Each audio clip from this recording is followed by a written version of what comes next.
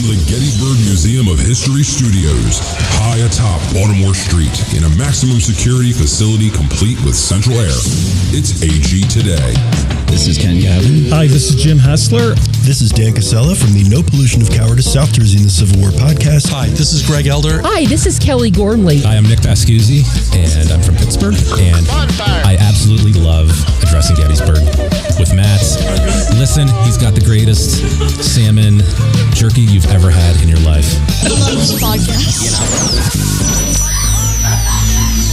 You're listening to Addressing Gettysburg Today. Gettysburg, wow. Where did this idea come from?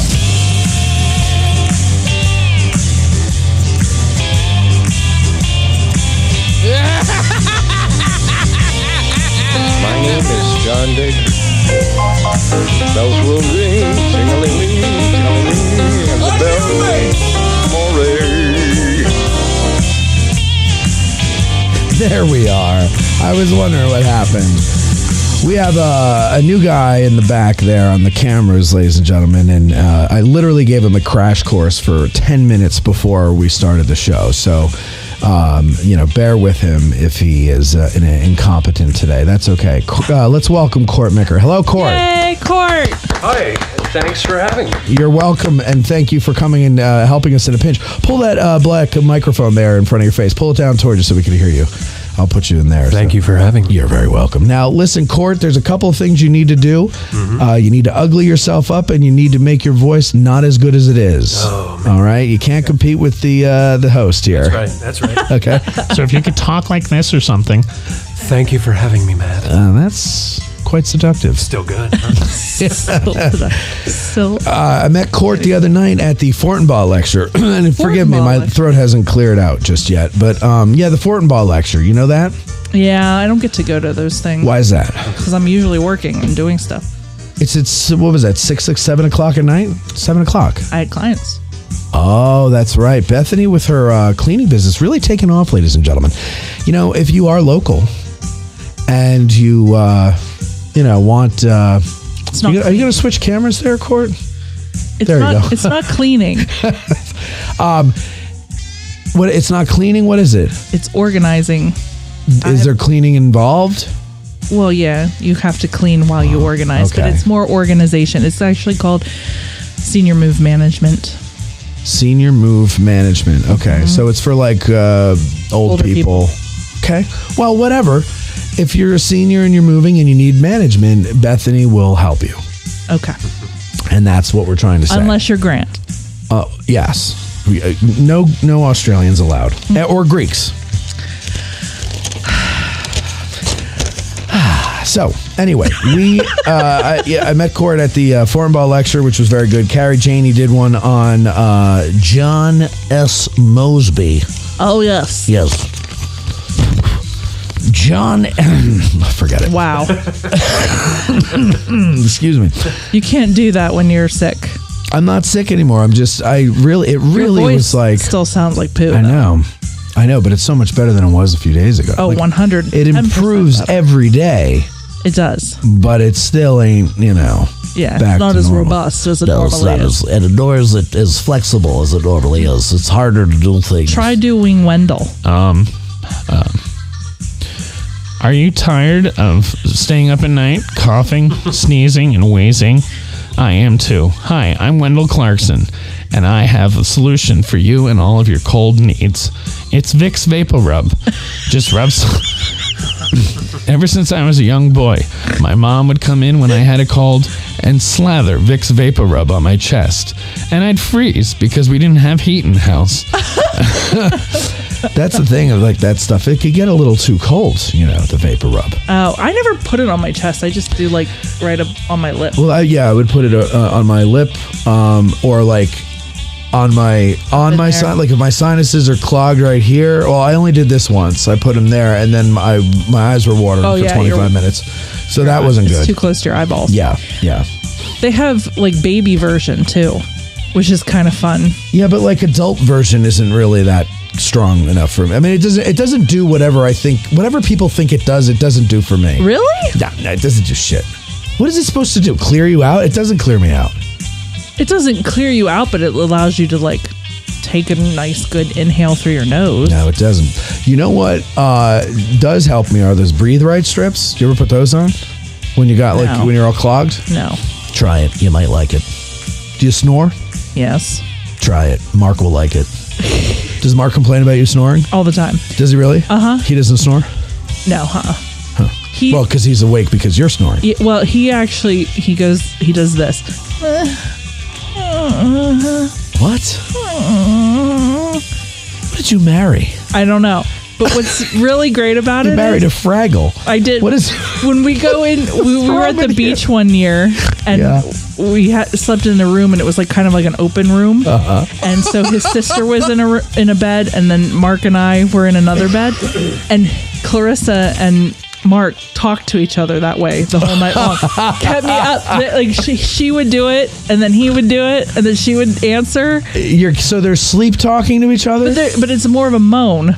It's like, and then she's like, yeah, I know what you mean. No, there's no identifiable words. So they're just communicating through moans like cavemen across a valley. Huh. Yeah, but apparently it must be a Yingling thing because they talked the whole night that way. Really? It drove me batshit. Eric's laughing for me because I'll cough. I saw Eric. Yes, on Saturday. yes, we saw Eric on Saturday. Yeah, they came to the illumination. Yes, how was that? Now, it was great. How was that for you? Because you had what do you call it? You had to put up what 3,000? 4,300. 4,300. Uh-huh. And then, so you had help with that, and we talked about this on the show. You had help. You always have help with that. Always have help with 200 people, something like that. Yeah. Now, taking it down, how much help did you have? So we ended up having more help than we normally do, mainly because I gave the pout face when we were talking to everybody beforehand. So a lot of people came back, which was super sweet. Good. And so we had about 50 people help with the cleanup. And for the first time ever, we were cleaned up out of the cemetery, loaded up into the U-Haul, taken it back to Rupp, and unloaded it into the shed in less than 2 hours. Wow. And so for the first time ever, we got out at 11 o'clock as opposed to 1 o'clock in the morning. Very nice. But we also did something different this year, and we had the battery-operated candles as opposed to you did real get those. candles. Okay. So because we're in a burn ban. Right. And it ended up being really windy. So we wouldn't have been able to have it anyway if we had the real candles because it would have been little fires. So that worked out then. That's good. That's good to know. Now, in all aspects, it was a better situation to do it with the battery operated candles. They were about $1,000 for the 4,300 candles. The candles, which are the same ones they use for the Antietam illumination, were 4,300. Yeah. Ooh. And those are those little tea candles they call them? They're a little bit bigger than that. They're about this big, and they have really long wicks so that they can burn. Sure. Like what they need them for Antietam. Yeah. But we don't need them. They're only a couple hours here. So I don't know. We ended up ordering them very quickly from, the devil. Amazon? Yeah. Okay. On like the Tuesday before, and they came in enough time for us to be able to do it, which was insane. I'm sure they looked at the order like, what the heck is happening here? They want 4,300 right. battery operated candles. So then you had the help. You had about 50 people help you for cleanup, mm-hmm. which is good. Mm-hmm. Which is good because normally you have like what, 7? Oh yeah, usually like 20, 15 to 20. Not a lot, in other words. Well, that's good. I'm glad that that worked out for you. It was very nice. And the moon was insane. It was so bright. We had the harvest moon. Yeah, it was very nice. I could read my little list of volunteers in the middle of the cemetery without light. The moon was that bright. I could read my right thing. So that was kind of That is bright. Wow, really? Yeah. Huh. It was insane. Okay. Which I think also made the candles a little less brilliant when you looked at them. Maybe. Did you go through? Was it that bright? We didn't know. So I said to Cindy, next year, I forgot how much goes on Saturday and how much of a party it is afterwards. Yeah. And I missed it. And I Now I'm not complaining. We went out to dinner with some friends who, who we were supposed to go Friday, but I still wasn't really feeling up to snuff, and I didn't want to like tire myself out and not be able to do Saturday for the parade. So I said, let's play it by ear for tomorrow. And so we went out to dinner after the parade on Saturday, and we went out in Fairfield because we figured we'd never get a table here. Yeah. So we went out there, and it was nice and all, but then I'm looking on social media, I'm like, oh man, he was in town, and oh man, they were in town, and oh man, I should have, and I didn't do it. So next year, I said to him, I'm like, next year, that Saturday, all we're doing is whatever's going on in town. We're walking around. And wasn't as cold. No, it wasn't. I don't even think it got as cold as they were calling for. It was really nice. It was a really nice event. Aaron did a great job setting it up. I was just there for moral support, really. Yeah. Well, good. I'm glad to hear that. And then, of course, been hearing a lot of nice things about the parade coverage. I wish we could do that live, because it was, because like all the different angles and everything like that, and the roof and all that. Next year, I'm going to really try hard to get the equipment to be able to do a live broadcast with all that shit. Yeah, and I also talked to the parade guy, whose name I cannot remember to save my soul right now, about getting us a list of the people. That would be great. Yeah. Because, a little coordination. Actually, I was thinking about that later. I was like, maybe Bethany probably knows who it is, and maybe this could be produced by Bethany Yingling. And you get us that list. Well, you would be a producer, let's say, because there's other aspects of it, but that would be one of the aspects is, get a list so we know the order of the parade. To get that from. And we don't have to play silly guessing games and look like fools. You know? So, but what's nice is people are commenting, I'm in the 5th New York and we were the ones after. And I'm like, oh, great. And so then I go and I add their names to the description so that if they're searching for themselves or someone's searching for them, maybe that'll show up in the thing. But of course, the best way to help that happen, ladies and gentlemen, is if you share the video on your socials. Share. And that was my first live news report, too. The poop patrol. People love that. I thought people are going to really think this is crass, but that's why I made you do it because, because you doing it is okay.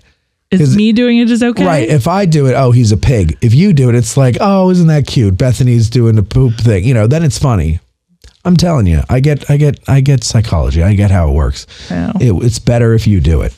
Okay. So that's why I had you do it. I think you're silly, but okay. I think I'm 100% on the nose. It was funny because I think you said it, and I think you're right. The people who were between myself and the camera thought I was talking to them. That was so. Yeah. So that was take 2 that made it into the thing, because take 1. Yeah, these people thought that you went out into the middle of the street to do a fake news report to them about this pile of horse poop in the road. Yeah. And, they're like, this is fantastic. We're getting a little entertainment here. And then as I'm zooming in on the pile of manure, a woman who's in between me and between the camera and the poop, she stands up in the middle of my shot, and then that's how I told you. I'm like, you got to do it again. That idiot stood up. I didn't say that idiot. I said that lady stood up, and but that's the problem with doing these live events is people. You're covering stuff, and you every time you think I'm going to get this awesome shot, some jackass walks into it.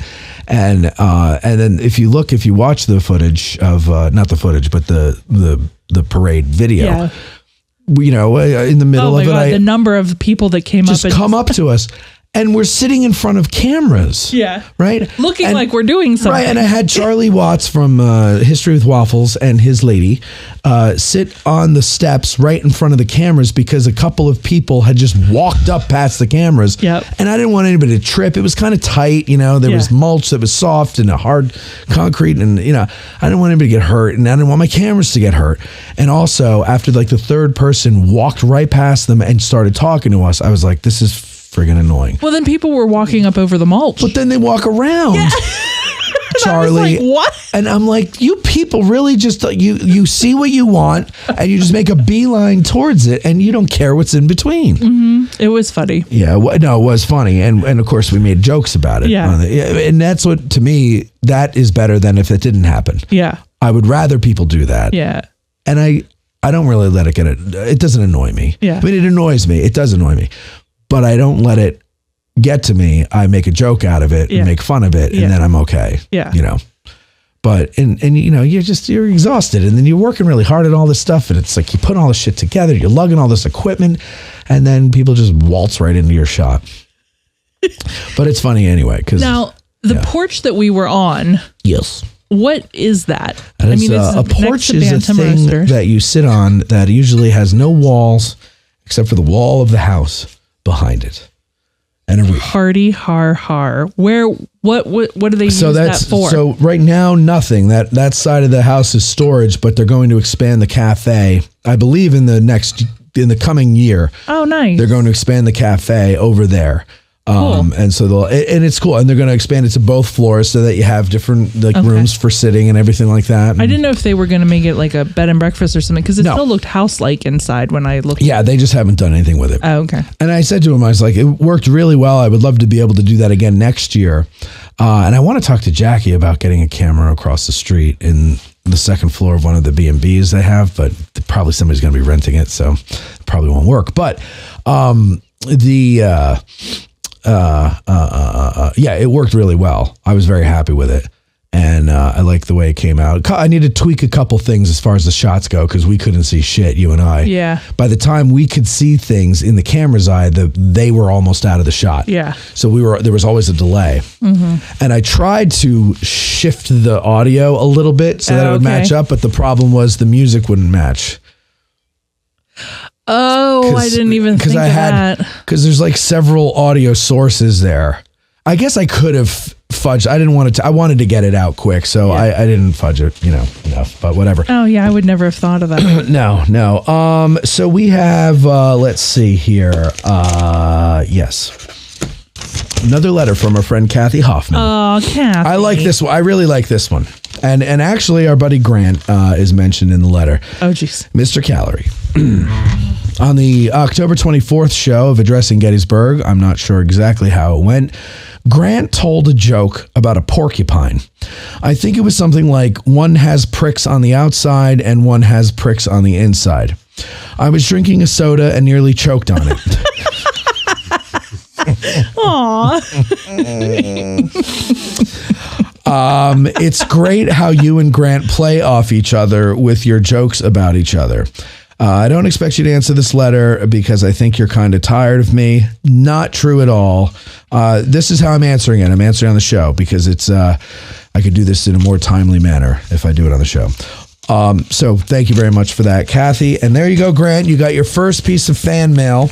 I wanted to share that with you, and so on and so forth. All right. So what have we got today, ladies and gentlemen? Ladies and gentlemen. Oh my gosh, Eric Houston. What did he do? It's like my back still hurts from picking up candles. Oh, he's such a baby. Oh my God. He's like, oh yeah, I'll help you. Oh, can I be of service? And it's, wah, I helped you too much. We did get to see Elizabeth at the parade, so that was nice. Bethany's poop report was hilarious. You need to add a poop report to the Gettysburg sidewalk condition news. That's a pretty good one. 60-second PVI says, if only I would have known about the poop patrol before we spoke on Saturday night, Bethany. Yeah. Gene said, I laughed so hard at the poop report. That was a great touch, says Fraser Baby. Bethany, the Walter Cronkite of Gettysburg and parades. And then now we're out of that there. We got our, Fraser said, we got our 3 bags of little ground top from Bantam. Thank you very much, Fraser And we Baby. gave the last one to Rick Fowler, believe it was. Yeah, we did. We had one that we used to hold up to the camera, and that was the last one that was available when I took it. Oh no, it was the one of 3 that was left when I took it off the shelf. And Ricky Fowler comes by and he says, I went in there to get my little ground top, but it's all sold out. And I was like, not so fast, Ricky Fowler. I held up the Mentos. And then I gave him the bag and the other one, and he was like, "Oh, really?" And I said, "Yeah, but you got to go in and pay for it." Like he thought I was giving him mine, but I was like, "No, this is just for the commercials, but you could take it, but you have to go pay for it." He went in and paid for it. Yeah. Yes. I also told him that. By the way, his wife loves Little Ground Top. Oh, well, that's good. Hates the show, can't stand me. Loves Little Ground Top. Well, I don't know. I've never talked to her. She might not be able to stand. She really Ricky said, "My wife hates your show. She can't stand your voice, but she loves Little Ground Top." And she said it makes her Dunkin' taste like dirt. So there you go. There you go. I told Ricky that I had signed his letter at work and had written a little message, and I had, except that apparently I had misspelled a word, and so Diane caught it and took it out and what was the word? A plain one. So, I wrote a little message like, "Oh, it's so nice of you to support the fund," or whatever. And then I wrote at the bottom, "Thank you for your support," which I always write, but I always mess up. Mm-hmm. So instead of saying "thank you for your support," I wrote "thank you, your support." Oh, you. And so she took it and got rid of it and sent him a plain one. Thank you, you. Yeah. Because I was going so fast because I have like a stack. Yeah. So, well, thank you, you. Can't win them all. All right. So what if not very smart? That's not true. You're super smart. You're one of the smartest people I know. Naive to a fault, but very smart. Sir, your money. Yeah.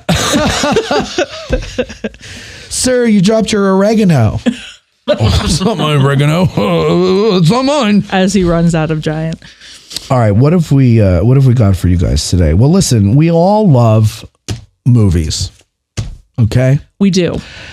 And one of the things that we love in this particular circle is war movies. Let's be honest. Okay? True story. What are some of the war movies we love? Okay, we've got Gettysburg.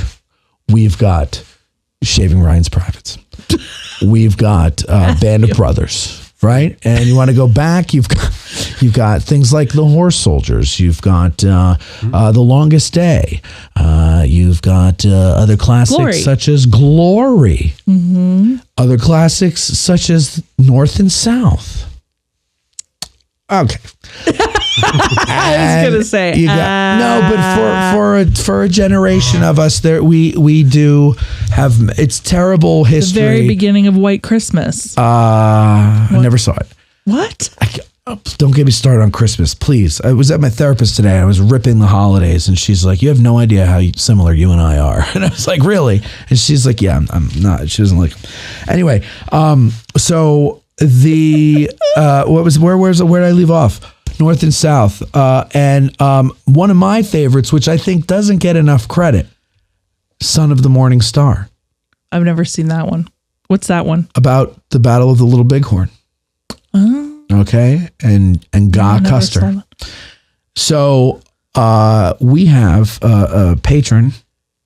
I believe he's a patron. Better be a patron. He is now. But he's a listener. And his name is Art Germano, and he's going to come in and he's going to show us some memorabilia that he has from those movies. Yes. Not all those movies. Gettysburg, Glory, North and South, and Son of the Morning Star. Those are the four of the ones that I mentioned that he has stuff from. Isn't that exciting? It is, although mildly terrifying because it's sitting here next to me and I'm very nervous. Well, don't spill your coffee on it. Okay. Okay? Yeah, don't spill your coffee. And just don't touch it. Just stay away from it. I'm all the way over here. All right. We'll be right back after these words, and we're going to look at some movie memorabilia right after this. Aren't you glad you used Dial? We are too. We'll be right back. The glory of the coming of the Lord. He is trampling out the vintage. Are we out? All right, we've got a minute and 10 seconds or something to get Artie in here. So come on in, Art. I'm going to super source it. There you go. You can super source it. And then, but when, yeah, you can do that. I don't need all of them. Okay. All right, so grab those headphones there, Art, and then we're going to swing this around. Adjust this for ye. There we go. Ever need a note? Hey. Do we want the green back? The green? That will not show up. Okay. So it'll be fine. You'll see what it is here. It should be in the background. Okay. Just let me know when the commercial is over. You talking to that real quick, Art? Testing, 1, 2. All right, very good. Just keep that close to it when you're talking. You'll be all right.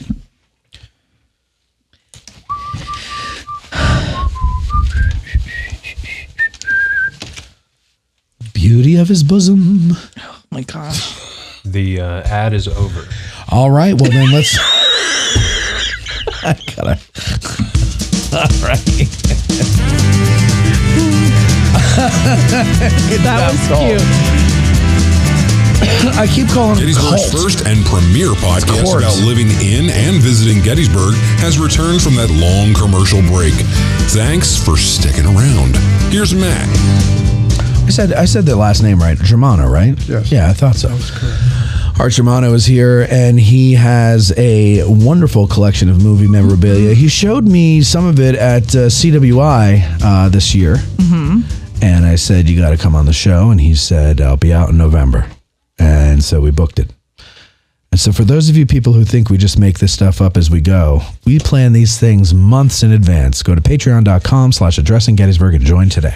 Okay, so... Or Cindy does at the very least. Well, that's part of we. All right, Art, welcome to the show, by the way. Thank you for your support. I was correct. You are a patron, right? I am. Yeah, I thought so. Well, he has to say that. He You're better literally say sitting that. right there. I am now. You just joined during the commercials, right? I remember when you asked Carrie Janey if she was a patron. And she said no. She had a funny look on her face when you asked. Yeah, and she still hasn't joined it. But she was on Patreon last night, or yesterday, right? Good. Yeah, it was yesterday we did that. All right, so you've got all this memorabilia. First of all, before we get to it, how did you get into collecting the stuff? Funny you should ask.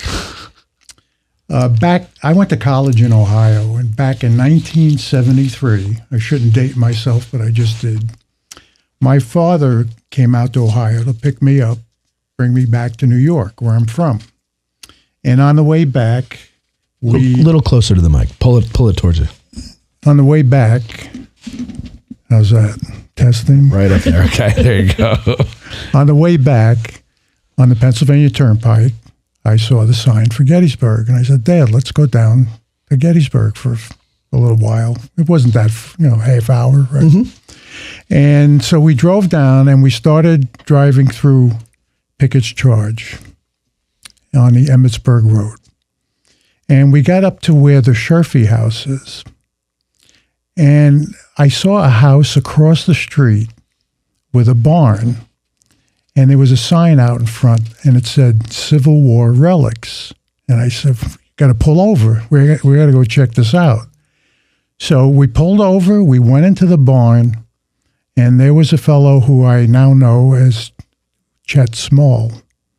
Chet Small is the person who started the Horse Soldier. Okay, and you know who works at the Horse Soldier? The guy right behind you. Oh, is that right? Yeah. Yeah. There he Well is. done, Court. So we went in, and I was amazed at the stuff that Chet had there. And it was for sale. And back then I was pretty naive, and I said, you can buy this stuff? And by then, I was a college student with no money, and we looked, but we never purchased. That all changed relatively quickly. And so my collecting goes back to 73 in my meeting with Chet Small. And now his sons, Sam and Wes, run the Horse Soldier. Yeah, and I met them today, right? Yeah. Yeah. Yes. And thank you, Court. Mm-hmm. And so that's where you get into Civil War collecting. Yes. Now, how did it get over into movies? Well, I am basically a relic and a document collector. And, every once in a while you see something at an auction that's not a document or a relic, like movie memorabilia. And, it's only been the last few years that I've seen some items that were for sale that I decided to go after. The last two that we'll talk about today and we'll show you are the ones that, make this is the centerpiece of my collection. And I had to have them. I bid until I won. Unfortunately, my wife wasn't looking over my shoulder. I was going to say when that happened. Yeah. So I got into collecting so much that when Have you ever told her how much you spent on them? She knows. I deflate the prices. And, as the wife of a collector, as a wife of a collector, she knows. Yeah. Whenever the UPS or FedEx guy shows up at the door, I try to beat her to the door and take the boxes and put them in the garage, not in the house. Do you have like a stuff in your trunk of your car too? Mark always keeps stuff in the trunk of his car and then takes it in when he thinks I'm not looking. Well, I'm afraid to leave stuff in the trunk of my car, so no, it's in the house or in the garage. Yeah. But whenever I buy something new, it's amazing the sixth sense that she has. She'll walk around the house and she'll see something and she says, "That's out of place." Yeah, is that new? And I say, "What's in the shoebox?" Yeah, no, I've had that boxed up for. You never had Timberlands. It's been boxed up for a while, and I just decided to display it. And she goes, "You're lying."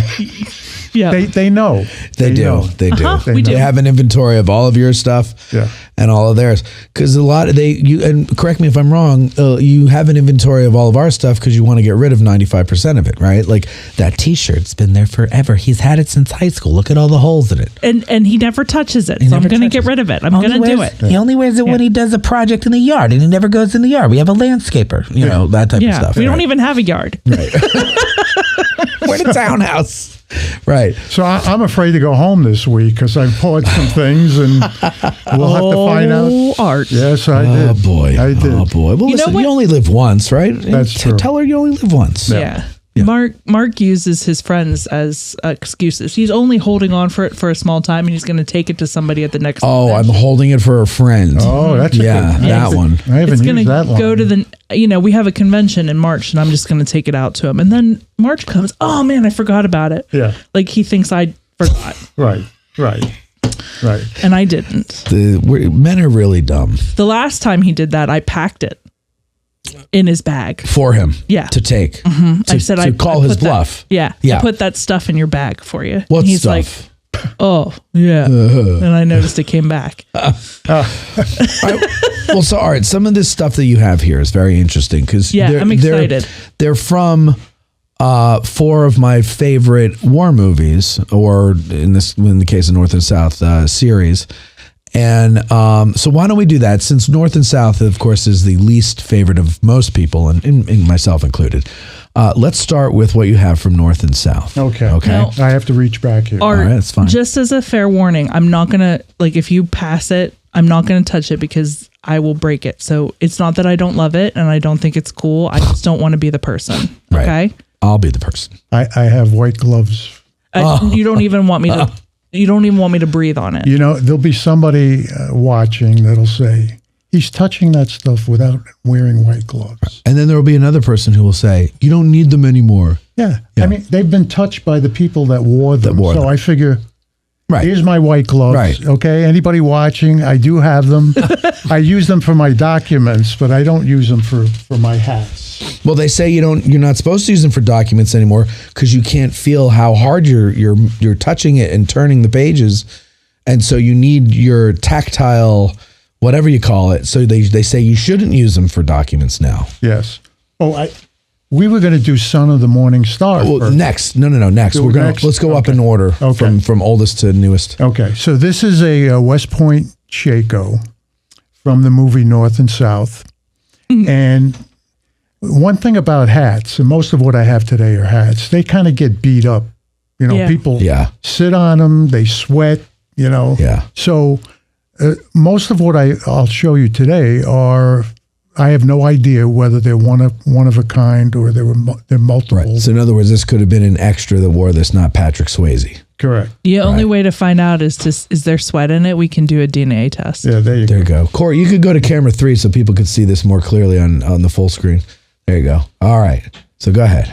So this is missing. There's a eagle device that goes up on top. And what they call a pom-pom is not the original. This is actually from an original West Point shako. But the one that they wore in the movie, it was a round ball. And I just put this in just to show people where the pom-pom goes. Okay. But it's obviously an engineer shako. Yeah. Man. Very cool. Now, do you know, I'm not well versed on West Point uniforms or uniforms in general. Do you know, was this made in the costume department, or is this like, did they go to somebody like Dirty Billy's and have it like a real hat made? That one, I don't know. Okay. Later on in the show, we'll see one that I do know. Okay. Most of them probably were the costume department, will go to a hat maker to have them made because they don't know. Right. Especially in terms of historical hats. Historical accuracy, they don't know. They would have to go to somebody that knows what they're doing. Yeah. Like a Dirty Billy. Right. Okay. So that's the shako. That's the shako. There's not much really else. cool. And south. There's not much else to say about it except it's cool. It's missing 2 pieces, but right. Still, it's from north and south, which that is cool. Again, as the history goes, it's not that great, but it's one of the movies I love the most there. Now, that is also from north and south. Yeah, this one we said, we probably wouldn't talk about, but I'll just hold it up. This is a Berdan's sharpshooter from the movie North and South. Now, I'm not a uniform expert, but I believe that an officer would have that patch on, but he would not be wearing that hat. Court, do you know? Are you... It could go either way. It could go either way. Go either way. There were private purchase forage caps. There were private purchase kepis. I've seen examples of them all. Okay. Yeah. All right. Then I stand corrected. And then... Or directed. Yeah. Okay. Now this one it says U.S. on top. I've seen sharpshooter hats have U.S. S. United States sharpshooters. Yeah. So this one's U.S. Yeah. I don't know who wore it, but that's the second hat I have from North and South. Okay. Now, where'd you get those, the North and South hats? So everything that I'm showing to you was from a collector who consigned it to an auction house. Okay. And they sold it for him. Got it. And I have paperwork for everything. The one thing I wanted to quickly say is that, provenance is a word that people have heard of, but they don't really know what it means. It sounds like a fancy word. Sounds like a French meal. Yeah. I talked to somebody that's been on this show, and they said you would be a hoot. They're right. Who was that? Never mind. I know. You told me who it was. So it's the chain of ownership, and you do the best you can with provenance. There's sometimes you just can't trace something back to the very beginning, right, where it emanated from. So you have to trust individuals that you buy it from, auction houses, people like that, and hope that, and with your own research, that you're getting the real McCoy. Yeah, but it's not always possible to really trace the ownership. Right. So okay. Now, do you find a difference? Let's go to Son of the Morning Star next. In that, what you just said between historical objects and movie memorabilia, that there is a difference in the way they do provenance. Do you know what I mean? Like, I think if you're in the collecting world, there's got to be a standard. Court, is there like a standard between for how you do provenance or provenance? Anytime you can have direct primary provenance, you're in pretty good shape. Some of it depends on the reputation of the dealers, things like that. But if you can establish a full chain of custody, then you're pretty golden. So you say chain of custody. That's interesting because it's kind of like evidence in a crime, right? In an investigation. Yeah. So is it the same? What's the word we're looking for? Method. Is it the same method? Yeah, that's what I'm trying to say. The same method between movie memorabilia and any memorabilia. I would imagine it doesn't matter if it's movie, historical, or Hummels. Like if you're going to be a collector of something, there should be a standard method of how you establish provenance, right? Yes. For example, some of the stuff you saw today, most of those are accompanied by documents from the originator of the item or the collection. So we can date certain letters to certain specific time periods and go from there. We can look through photographs, anything that we can do to build a supporting portfolio to verify the item. Some of these item verification portfolios are 200 and 300 pages. Oh, deep. wow. Yeah. Okay. That's a whole different world. Like when you are doing it for a historical item, I wish Mike Qualick was a listener and would call in, but he does it for the museum as a foundation employee, and talking about provenance and how, like, historically they look for certain things. But with a movie memorabilia, you're dealing with, like, one, something that's a little more modern, and two, something that, like in the case of an extra, there may have been hundreds of them. Right. So like it could almost be anything. Right. Like that's kind of crazy to think about. The other thing I would say in terms of the items that I have is that the collector that put it up consigned it for an auction, he actually got the pieces from somebody who was a part of the movie. Oh, cool. Or TV series. Like as an extra or as a costume person? Or? Yes, the latter. Okay. Yeah. That's really cool. Yeah, yeah. All right, so this next one here. Now, ladies and gentlemen at home, sorry the picture froze, but we're recording it, so we'll put up the full version tomorrow. Go ahead. So this is from, again, it's not a Civil War movie, but it's Son of the Morning Star, which starred... Gary Cole. Gary Cole as Custer. George Armstrong Custer. And you see the 7th for 7th Cavalry. And this was won by, in a lot of these Civil War movies, most of the extras are reenactors. Right. Some are not. Yeah. So I'm assuming the person that gave up this hat was not a reenactor. Right, because a reenactor would come with their own. Yeah. Yeah. They go home with it. They come with their own and go home. Right. With their own. So can I say this? So this is cool because this is post-war, so it's a little slightly different design, isn't it? Yeah. Indian Wars. Yeah. Cavalry. There you go. So that was a TV series for in 19. Now that's being a little presumptuous. No, I put it on before. Okay. Do it. He's allowed to wear it. I just wanted to see if it fit. It does Art. fit a little bit. You're allowed to go whack. It looks good on him. Matt does wear a hat well. I will I have say to that because I don't wear hair well.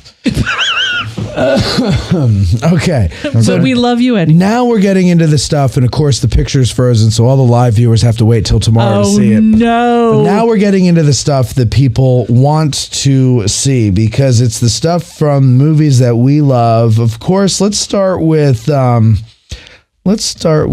Glory. We'll go with Matthew Broderick's hat first. Okay. Oh, good. You had it in your hand. I anticipate. Cole, if you go to my computer there, we've got a picture of Maddie wearing it, and then we'll come back to... there you go. So there's the picture of him wearing it with the 54 there. This is from the Battery Wagner scene at the end. He looks so young. He's very young there, yeah. Yeah, he doesn't look young when you're watching it, but then when you see him today and he's all white haired and everything, you're like, what, geez. All right, and then so that Art's got it here now. So tell us about this one. How the hell did you get this one? The same process. It was consigned by a collector who got it from the costume department.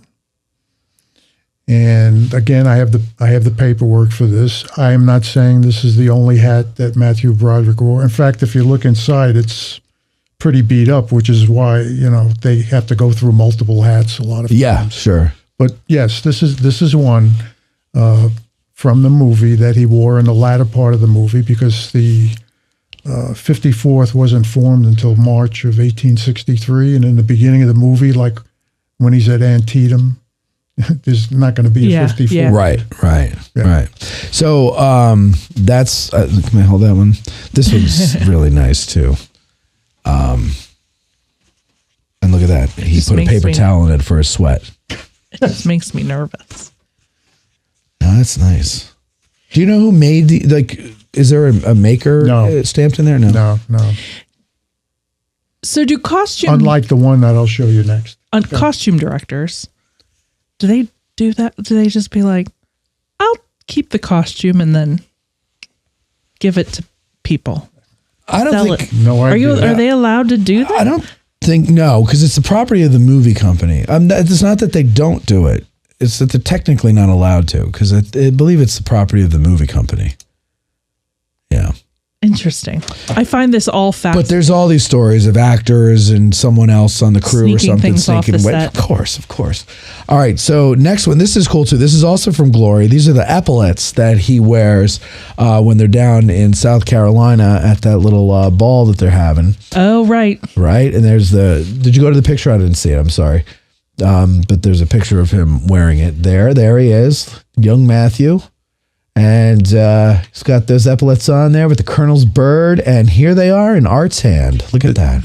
That was the only scene in the movie that he wore them. Right. Now these are missing insignias at the bottom. You could see that it's missing. Yeah. You see the glue residue. Yeah. Not so much on the other one, but not perfect. But these are the ones. What was there? The horn, the infantry horn? I don't know what. Or was it 54? I really can't see it. I can't make it out in the picture. In the still, you can't make it out during the movie. I look closely. No. Court, what would be there? Do you know? Service bar, most likely. Service bar. Yeah, like I'm just looking at the picture myself, and it looks like maybe a like a 1-bar lieutenant or 2-bar type thing. No, I don't think you're correct. Well, I do the best with the limited intelligence talent that I have. I'm trying to remember. I feel like it would be the like if he's in the infantry, I think it would be the bugle, wouldn't it? I don't think it's a bugle. It looks too square. Yeah, it looks how do you like a service bar. How can you see what it looks like at all? On the one on it looks like the left. Someone took a piece of a Hershey bar and broke off a little bit and stuck it on. It's exactly what it looks like. A Hershey service bar. Yes. Yes. All right. Well, we'll figure that. Somebody in the audience, I'm sure, knows, but go ahead. What else? Oh, so now the next thing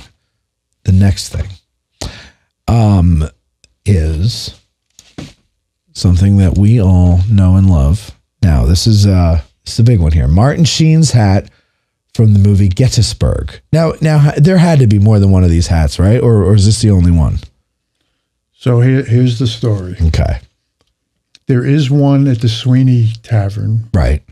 Of the Farnsworth House. Oh, that's right. Yeah, there is. Yeah. So the story about this is rather interesting. When I purchased this, the description at the auction house did not mention who made it. But not long after I purchased it, I happened to be on Dirty Billy's website, where he says that he made the hat for Martin Sheen, and he also made the hat for Sam Elliott. Right. The story with Sam Elliott is that he wasn't happy with the hat that was provided to him for the movie. Mm-hmm. So some reenactor told him, why don't you go to Dirty Billy and he'll make you a hat. So Buford's hat in the movie was made by Dirty Billy, and so was this one. I don't know if he made any other hats for the Longstreet's. He told me years ago, and I don't know how true. Not that I'm not saying he's a liar. I don't know how true the story is, or if I'm recollecting it correctly. But apparently they had a bunch of historical hats that Longstreet is known to have worn. And they brought it over to Tom Berenger's room, and he's all in uniform, and he's standing in front of the mirror, putting on all the hats, and he's like, no, I don't like that one. No, I don't like that one. And Dirty Billy just had the hat that Longstreet wore in the movie in his collection of hats that he brought. Mm-hmm. And Berenger's like, what about that one? And he's like, well, that's later. That's not really the style. And I just have that with me. He didn't wear a hat like that. He goes, let me try it. He puts it on. He goes, yep, that's the hat. Mm. And they hated the hat because it kept covering his face. It comes down too low over his eyes. And then he's got this beard. You never really see his face. Yeah. That's the story I heard. I don't know how true it is. I should have Dirty Billy on sometime and really get these stories. What a great idea. Yeah, that would be good. Firsthand. But that's so... those are the 3 that I'm aware of that he made. This one, Buford and Longstreet. Okay. So the next time I was in town, I went to Dirty Billy, and he came out of the back room where he was summoned by his wife, because I said, I have something I'd like Billy to take a look at.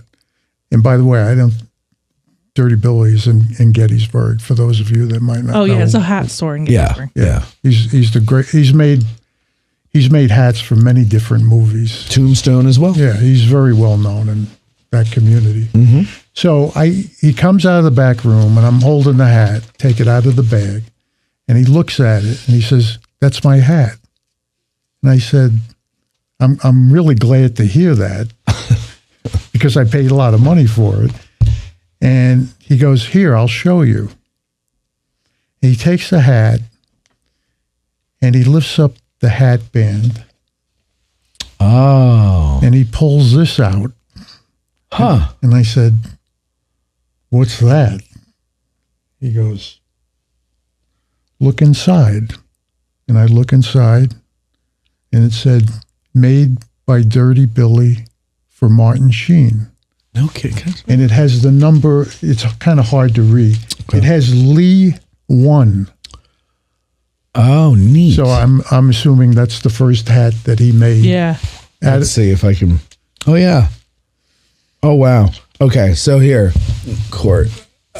Lee 1. You see Lee 1 there? Mm-hmm. And then over here. Where am I going here? It's hard to do it backwards. But over here, you can see writing there. You see Billy, and what did you say it says? Made by Dirty Billy for Martin Sheen. There you go. Oh yeah, for M. Sheen. He even told me the hat size. You want to tell your guess?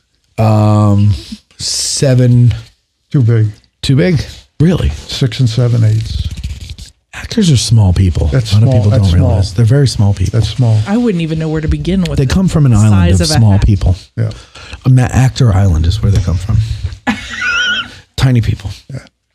So now there's another interesting part of this story though, because there's that one side that is kind of crimped a little more acutely than the other right there. Yes. And we have a picture here, Court, if you want to go to it, of him holding the hat.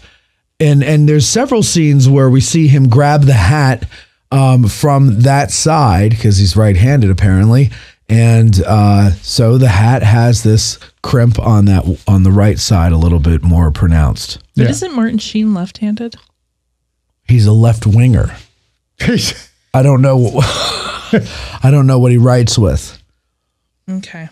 But I think he wore this in most of the scenes in the movie, this particular hat, because I shot several, with my iPhone, took several pictures of him in different scenes, grasping the hat like this, and it eventually curled.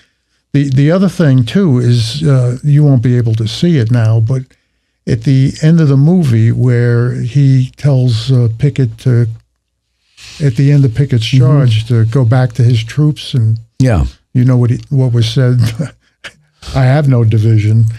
And they zoom in on Martin Sheen, and they get a real tight shot of this hat. And I've actually been able to match up some imperfections in the stitching. No way. And prior to that, when he was holding the hat, you could match up the back here, and there's some stitching on the side that line up exactly with this hat. I was telling you before in sports memorabilia, there's something called photo matching, where they actually will sell a jersey where there's grass stains in a certain place that's been sewed up, stitched up to repair a patch, and they line that up. So I've kind of done my own photo matching with this particular hat, and it all lines up. I can kind of see. Hold on here. Let me get in here. If I can zoom in properly, I can kind of see with this one part of the hat, if I may. Now, Court, go between. Here. Go between the computer and back and forth. Yeah, so go to the computer first. Okay, so there. So this little area here on the back of the hat, you see there's a bump, there's a change in the light, right? Okay. Now, look. Go to my camera. There it is. There it is, ladies and gentlemen. Let me switch back and forth. Okay, so there you go. Ready? Ready? Ooh. Okay, there. There. And there. Yeah. Okay, there. And there. There. There. There. There. There. There. Oh my god! Oh my god! Oh my god! Okay. But yeah, so that's pretty cool. That's cool. Pretty neat. Yeah. Since we're on Gettysburg, the one thing I wanted to add was there's a YouTube video with Gary Edelman and Gary Gallagher. It's a 2-part series from the American Battlefield Trust, and they rank Civil War movies. Yeah. It's really interesting. In part 1, the very first part, Gary Edelman asks Gary Gallagher, famous historian, what's your favorite Civil War movie? And he says, Glory. And Gary Edelman says, me too. Yeah. Just like that, me too. And then at the end of the first part, they actually give a ranking. I understand Jim Hessler came up with this ranking of cannonballs, exploding cannonballs to rate movies. And when they got to Glory, Gary Gallagher did all the ranking. Gary Edelman was just asking him. He ranked Glory with 5 cannonballs, and Gettysburg, I'm sorry, I love Gettysburg too, 3.5 cannonballs. Yeah, I have to agree. They talk about the historical accuracy of Gettysburg all the time. Well, but Glory's not very historically accurate. So it's not, I don't even think, it's just the question was what's the better Civil War movie, not what's the more accurate Civil War movie. And I think it has to be Glory. As a film, it is a better film. It is a cry film though, man. Holy bejesus. That's why it's a better film. But I mean, all of the elements of good filmmaking are there. It has that they're not there for Morgan Freeman in it. Morgan Freeman. Who I'm in love with. Well, I'm in love with you too, Bethany. Oh, that's a good one. Imagine. Thank you. Thank you. If I ever met him and he like gave me a hug or something, I think I would just. I hear you are a fan of mine, Bethany. Literally die. I am a fan of yours too. Oh, he's so cute. Come and give me a hug. Oh, yes, anytime. Let me slip my hand down your back a little. Oh, see, I'm just saying. You ruined it. Sorry, that wasn't me. That was Morgan. But anyway, yeah, no, I think Glory is the better of the movies. But I mean, Gettysburg has a special place in my heart. There's a nostalgia to that. I've seen that movie thousands of times more than I've seen Glory. Favorite movie doesn't mean it's like, Glory and Gettysburg are my 2 favorite Civil War movies. The better film is Glory. My favorite movie is Gettysburg. Well, I mean, if you think about it, Glory was made to be a film. Yeah. Gettysburg was made to be on TV. Yeah, Gettysburg was made to be like. And then at the last minute, they said, let's put it in the theaters. So there is a difference just in cinematography between the two. For me, Glory is more Hollywood. Yeah. Yeah. A Hollywood production. Yeah. And has, again, Morgan Freeman in it. Yeah. And that's what was on the epaulette. But Gettysburg, not to downplay, what is that? 80. So it was it was a bar. No. Let me see that again. Go to your camera. Show it in your camera. Court. Okay, Court, because you're wrong. Because that's not the part. Okay, it's the number. So the bar that's a lieutenant. Yeah. And what we're missing is the number. So it would have said 54. He's the colonel of the 54th. So in that picture, he's the colonel of the 18th. No. This is just a picture of some original epaulettes. No, no. You're missing what I'm saying. Okay, Court. Yeah. The thing that's missing on Art, can I see your epaulettes? Just the one with the glue, Hey, so Art, that we can know. I see your epaulettes? Absolutely. Okay, thank you. Here's my epaulette. All right, thank you. Look, okay, Colonel, that's where the bar is on yours. So yours is a lieutenant. This here would have had 54 on it, like yours has 18. Unit designation on it. Yeah. The unit number. Yeah. Thank you very much. That's all I needed. Children, Okay. stop arguing. Okay. So, Can we please add to the board you saying, Art, can I see your epaulets? sure. Okay, thank you. All right, Art. So, Yeah. do you have? Is there something that you know is out there that you would love to get your hands on? As far as Movie memorabilia? Yeah. I guess I'd like Chamberlain's hat. Chamberlain's hat. Mm-hmm. Well, I think The John kepi. has that. Oh, really? Or no, that's at the Farnsworth house. I don't remember seeing it there. You do? It's there with his uniform, if I'm not mistaken. It is. It is, right? Yeah. Yeah. So you're going to have to break into the Art. Farnsworth house. So Rupp House is just a couple doors down. Yeah. Clandestine. Oh. Get in there, get the hat, because, Chamberlain is my boyfriend also. Oh, and Gene, Morgan Freeman would be my free pass, but my real free pass is Chamberlain. But he's dead. Wait, real so I can't Chamberlain? do Okay, I anything. was going to say. The problem with that is even Mark felt that was my free pass, because when he asked me to marry him, he asked for Chamberlain's permission. We went up to the 20th Main Monument. He asked for the real Chamberlain's permission? Yeah. To marry you? It was cute. Was it? My Marky. Yeah. So cute. Anyway, back to Chamberlain's hat. Yes. So that's from that movie. Is that Oh, wait. I want to say something to Eric Houston. Eric says, I love listening to Matt argue with people that know better than him. I just proved him wrong, Eric. So kiss my ass. It was a misunderstanding. All right, go ahead. So that's what you would want from Gettysburg. Is there some other, like, what would you want from Glory? What would you want from Yes. Or any other movie. I can't think of it. I'd love to have a uniform. By the way, I do have a Confederate uniform and sword from the movie Gettysburg. Oh, yeah. Oh, that's cool. But there's no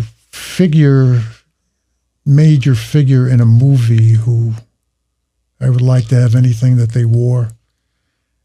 Again, my movie memorabilia is just a little part of what I collect. So, if we're talking some documents, I can. Okay, what's your coolest document you think you have? I mean, I know you have it, but what do you think is the coolest?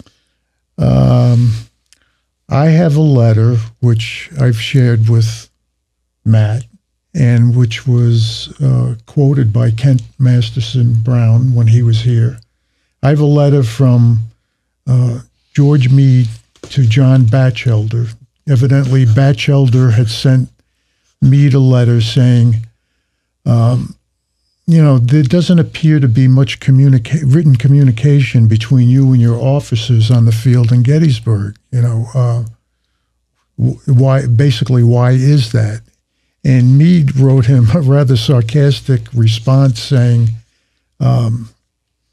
most of my orders given not just at the Battle of Gettysburg, but other battles in which I commanded were made verbally because of how hectic the situation was and how quickly things were moving. So I gave many, many verbal orders, and he goes, there's some officers that I am well aware that do not want to mention my name in any kind of communication.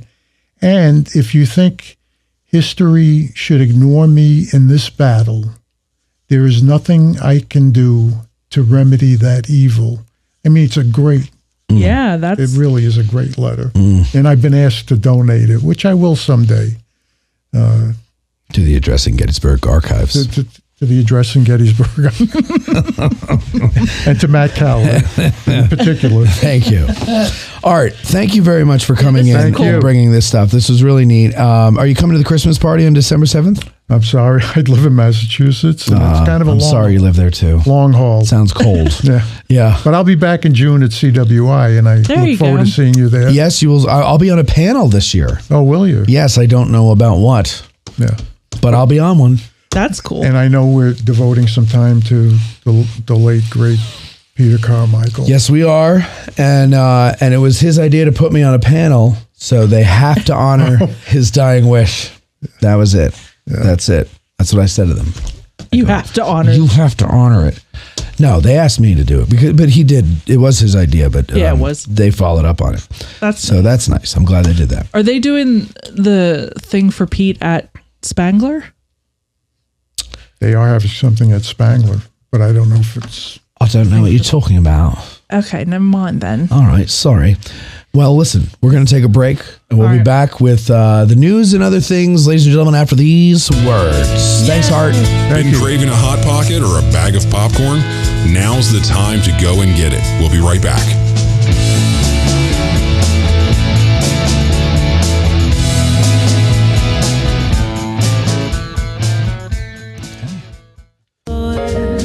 When you're dragging ass out of bed, the hairs must up on your head. You picture the 20th Maine, and you're happy once again. Fight the battle against being slow with Little Ground Top Road. Wow, Bethany. Hey, you know, someone said this once. Someone said this before. He said, Matt, I was in town recently and I picked up a bag of Little Ground Top. While I thoroughly enjoyed the notes of cacao, wildflowers, and toasted sugar, my limited palate was unable to taste the notes of black pepper.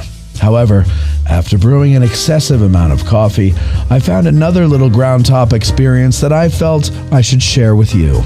Little Ground Top is just as delicious cold as an iced beverage as in its hot form. Folks should not hesitate to enjoy this unique coffee experience in its hot or cold version. It is simply delicious. And you know what?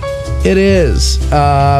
We just finished off another bag of Little Ground Top this week, and I got to go in. I went in today to get another, and they're out yet. They haven't filled the stock, the shelves yet with it yet, and so on. And so I'm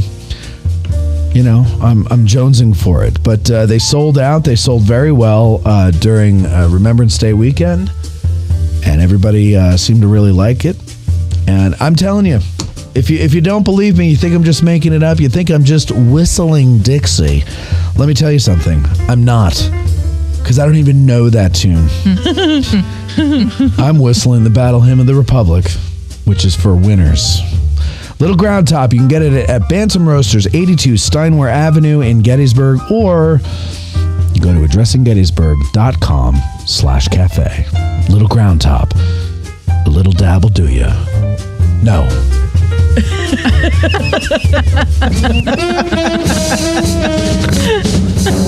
Oh, that was not a Bethany snort. No, that was a me snort.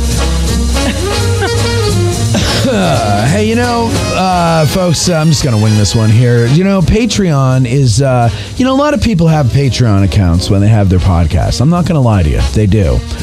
And I'm not talking about anybody in particular. I'm talking about there's thousands of podcasts, maybe tens of thousands of podcasts that have Patreon accounts. 9,000 of those tens of thousands. You know what they do with their Patreon account? Maybe they throw you a bone once in a while with Ask Me Anything or, a little behind the scenes thing of something. And then maybe that's interesting. I'm not putting down what they're doing. But, there's only a few that I'm aware of the big dogs that do what Addressing Gettysburg does, which is we provide you with a new episode every week. And those episodes are designed to expand our knowledge of the Battle of Gettysburg and the Civil War. We also have a little fun over there as well. Keep you guys updated as to what's going on with Addressing Gettysburg, so our patrons know well ahead of everybody else what's going to happen, what to look forward to. Ticket sales, they get early ticket sales, early things, all different types of things. I look at them as my bosses. There's some 600 something bosses that I have over there, and luckily they're not very bossy. They're not very bossy, and they're fantastic supporters over there. And I think there's still some fantastic people out there who've not yet joined. Art just joined, but more fantastic people are out there who need to join, because things like the parade and all this other stuff that we do is because of Patreon. And if it weren't for Patreon, you would be bored out of your minds, folks. I'll tell you that. So go to patreon.com, support Addressing Gettysburg, and learn something. That's the thing. That's the beauty of it. I'm not saying just give me money. I'm saying, hey, if you pay, I'm going to give you something in return. I'm already giving you stuff for free. And I'm saying, you pay, I'm going to give you more. See, everybody else is like, here, I give you this stuff for free. Now pay me. And once in a while, I'll do it, ask me anything. I'm like, nah, you don't care about what I say. You don't care about me. You care about the history. And I care about you caring about the history and learning about the history. So go to patreon.com/Addressing Gettysburg and learn some history.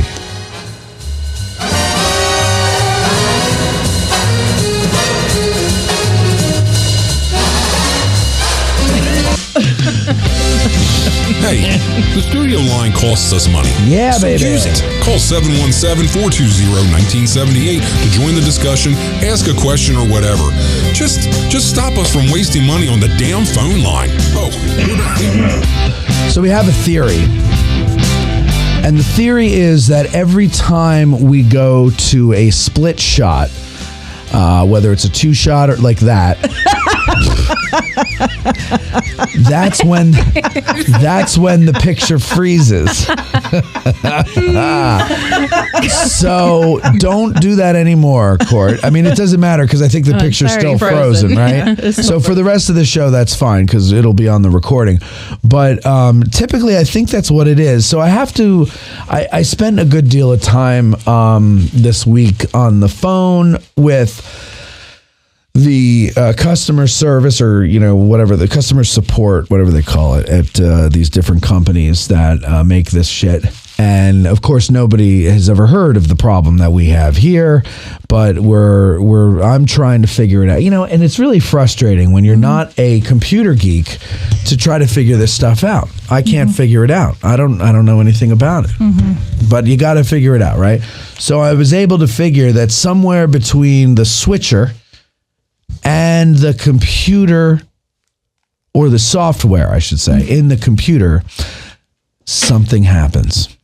Well done, Matt. Thank you. Yes. But I'm saying I know it's not the software, and I know it's not the switcher. It's somewhere in between, because the recording comes out fine. There's no frozen on the recording. Also, I made a change to the broadcast in the middle of a broadcast last time it froze. I took the watermark, the AG watermark off, and it reflected that in the broadcast. Interesting. Yes. So that's when I learned, aha, it's something with the feed going from the switcher into the computer. So really, I mean, if that was very thousands, smart thank to you. figure that Well, out, I'm a Matt. detective. A lot of people don't realize that. Yeah. I'm a detective, but thousands of people out there in the audience, not one person understands how to do this and can give me a call and explain to me what's going on. Maybe that's why maybe they're today listening, is because they can't, They they're can't see listening us. and they can't see us. they don't have their own podcast. Do it. Right. Oh, I see what you're saying. Well, but somebody out there might understand computers. Yeah. I don't know. Sorry. Who knows? I've got old lady nose. Where it's just It's dry, because it's but an it feels ice box in here. That's why. You cold? Usually we're all hot, so My I nose turned is it down. cold, Really? which means it's cold. Yeah. Well, it's just Want me like to turn it up a constant bit? little drip, and I'm not wearing a long enough sleeve sweater To wipe your nose in your sleeve. No, to stick the The Kleenex tissue up there. my- I do that too. My grandmother used to do that. Yeah, I had sleeve's not long. a nun at Catholic school, and she would stuff her tissues up her Oh, sleeve. yeah. Grandma. Yeah. That's what my I don't get grandmother that. used to do. I do it too now because when, Oh my God, you're turning into an old lady. I guess so. Oh, man. That's right, Cammie. Then I'm an old lady too because I do it too, Cindy. I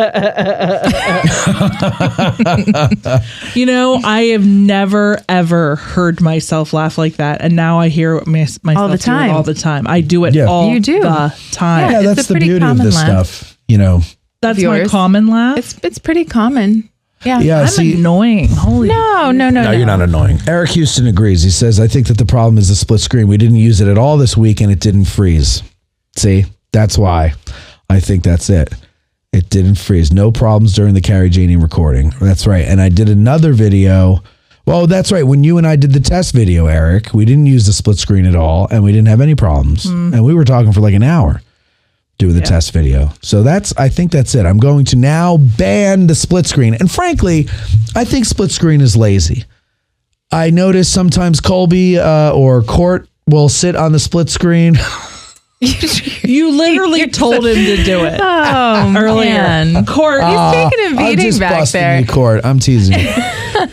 No, but some people will. Everybody. What did he do? He went like.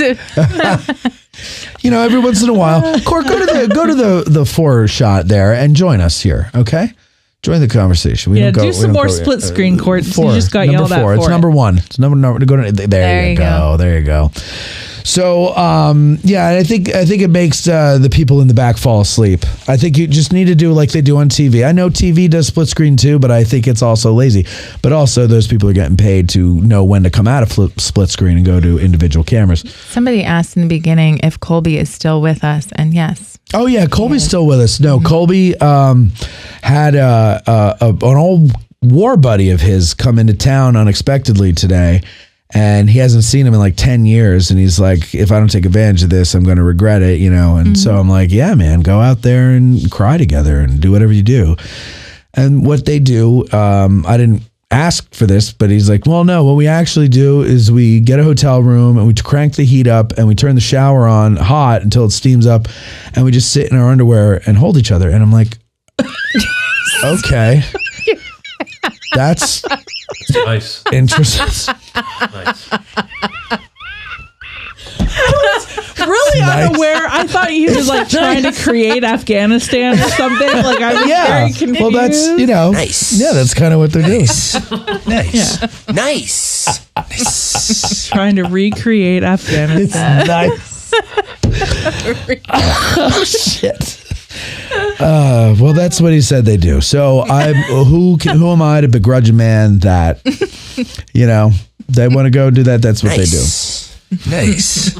Nice. Nice. And then they go get some drinks. So he does that. But Court and I, let's talk Court. You came up to Richie Condon at the Fortinbaugh lecture and introduced yourself to him, and you knew each other from online. Yeah. And you started talking, and he's, nice to meet you. And I'm standing right there. I was talking to Richie. Court interrupted our conversation, which was very well. No. Yeah, and so. I feel awkward. And so this is what I do in a situation like that. I just throw my hand out and I go, nice to meet you, because that's what they didn't say, hi, Rich, hi, Court. They just went, oh, nice to meet you, and shook hands. So I just went, oh, nice to meet you. And he goes, Matt Calorie, in that voice of his. Yeah. And and he, and I was like, I thought, I really didn't think he knew who I was because it just blew right past me. And, so I knew. Yeah, that's why he blew right past me. Yeah, he's like, avoid, danger, Will Robinson, danger. He deliberated. He's like, should I wait until he's not by Rich? But then we sat next to each other, so we had to talk to Rich. So anyway, we started talking, and we went and got lunch yesterday, and then came back here. And what was it? 5 hours we sat. 5 hours. We sat and talked for 5 hours, like maids at the market. We covered everything. We really did cover what's everything. wrong with the switcher? Except I don't know. That's right. Except that. I'm just following orders, Yeah. So anyway, we got to talking a lot, and Court expressed an interest in getting involved in, how do you put it? Stupid things. No. I have been listening for a long time, and your show does more to bring popular and public history to a broader audience than I think a lot of people's efforts do, and I just I appreciate that, and I wanted to be involved, and I've experienced in a past life working in some recording studios, so I'm not a total stranger to the editing and recording process. Go ahead. Right. All right. Court. And I love history and stuff, and I just wanted to be involved. And here I am. Oh, I've been working out. Oh my God. All right, good. Well, we're kind of kindred spirits. We kind of have similar. Oh, that was weird. That's creepy sounding. That was the ghost of Christmas something. Yeah. Somebody has to get the door. Oh, it's real. Aw, Art. Yeah, it's real. Thank you, Oh, Art. Thank you, Art. Thank you. So anyway, so I said, well, I really need a collaborator. Yeah. A partner in crime. Well. What? Hello. Yeah. And can you put him back regularly? No. I can't. I can't understand him. I like it. Go ahead. Well, touching on our partner in crime idea.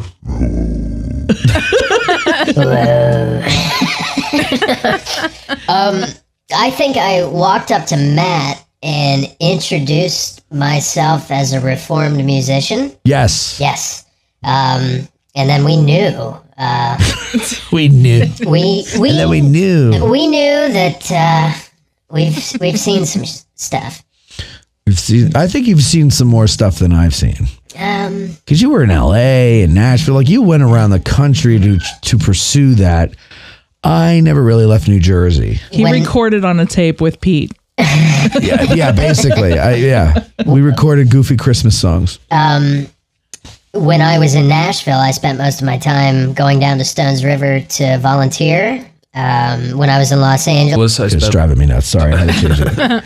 I spent most of my time. I was telling Matt, I located John Brown's son's grave in the mountains above Los Angeles. Yeah, this is a cool story. Tell this story. Do you have the picture on your phone?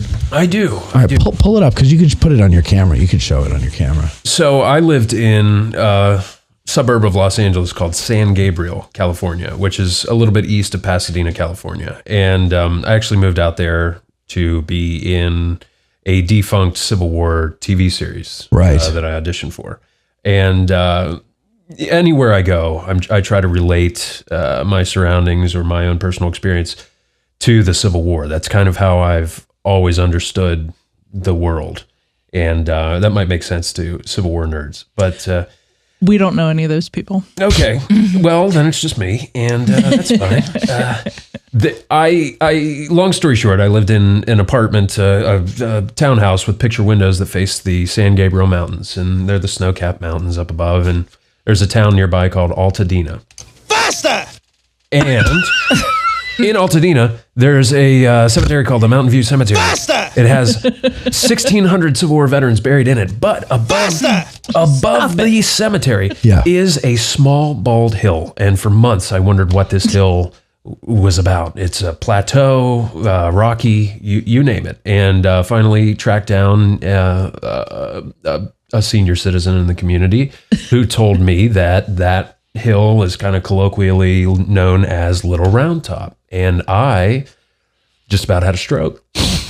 And I said, what do you mean Little Round Top? And they couldn't tell me. So my dad came out to visit me, and we went down to the Historical Society, and we pulled some newspaper articles and found out that during one of the annual encampments of the GAR in Los Angeles, the GAR made its way up to Pasadena And as they were parading through the streets, there were two older folks sitting up against a building, and someone pointed out that that's John Brown's son, Owen, and his daughter, Ruth. So they unhitched the horses from the carriage at the head of the parade, pulled the carriage by hand after they put Owen and Ruth on the carriage, and paraded them around the streets of Pasadena, California, while singing John Brown's Body. And after the festivities were over, they took them back up to their cabin, which they each had a cabin that they built on this hill after the Harper's Ferry hoopla and being fugitives from Owen being a fugitive from justice and his sister just kind of tagging along.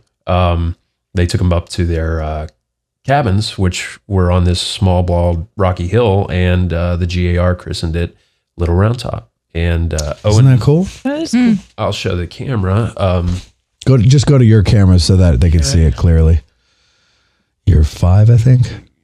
I gotta turn off the thing. Oh, No, you gotta go on the thing. I know. He's just learning, ladies and gentlemen. Bear with him. He's doing great. He's doing a great job, but he's just learning. There giving we it go. the old college try. 5. There it is. So that. So I'm trying to. Yeah. Where there's no glare. Good. I'll zoom in. There's a grave up there that reads Owen Brown, son of John Brown, the Liberator, died January 9. What is it? 1899. Yes. Okay. I think so. Age 64 years. So 4 years older than his dad. And there they are up in the mountains overlooking Los Angeles, all the way from Hudson, Ohio, or Torrington, Connecticut to Hudson, Ohio, to Kansas, to various plantations, to Harper's Ferry, back to, he fled to Erie, Ohio, and then moved to Los Angeles. And you also know our friend Jean-Eric Gillot. I do. I know John Eric well. We are from the same town. Do you, like Colby and his friend, go into a hotel room, crank the heat up, turn on the shower, and hold each other in your underwear? Yeah, of course. I thought that was what everybody does, but only guys, right? Yeah. Yeah, it's like it's a Native American ritual.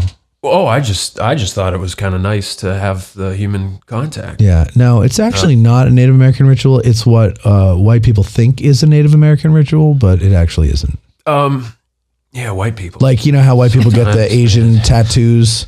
Yes. And it says something like, I'm a schmuck, but they go around thinking it means serenity, enlightenment. Yeah. Can I show the camera my John Brown tattoo? Do you? Yeah, sure.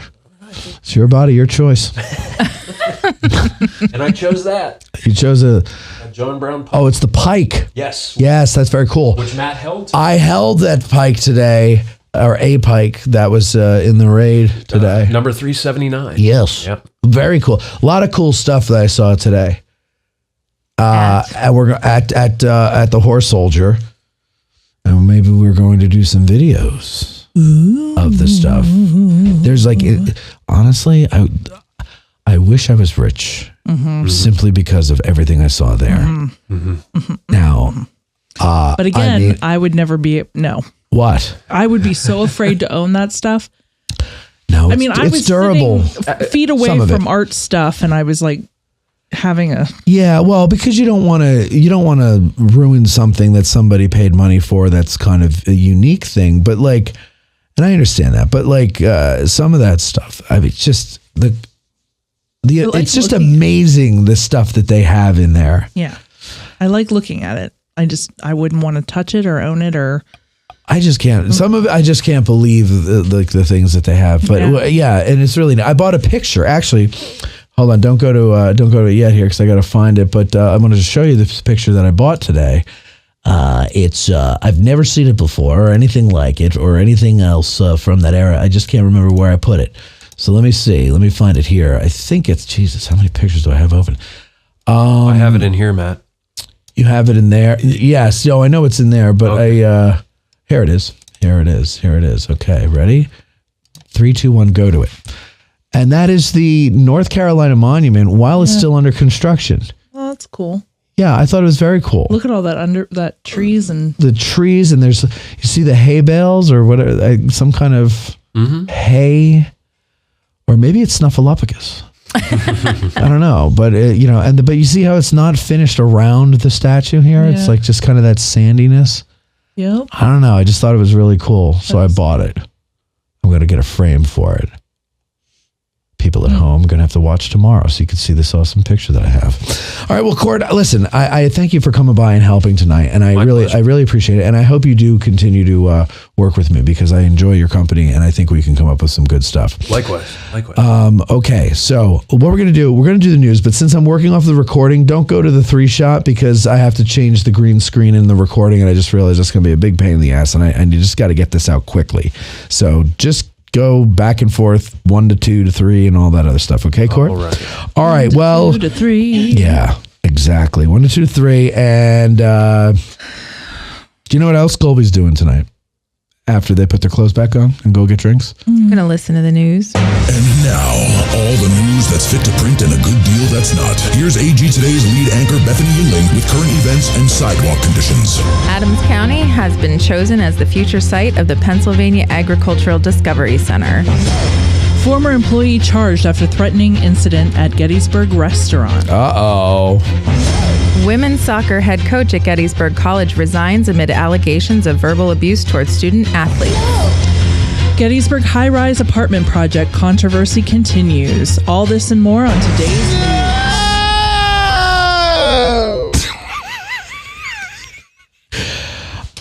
All of these are very exciting stories. There's a lot of stuff going. There's They really lot are. of good news stories today.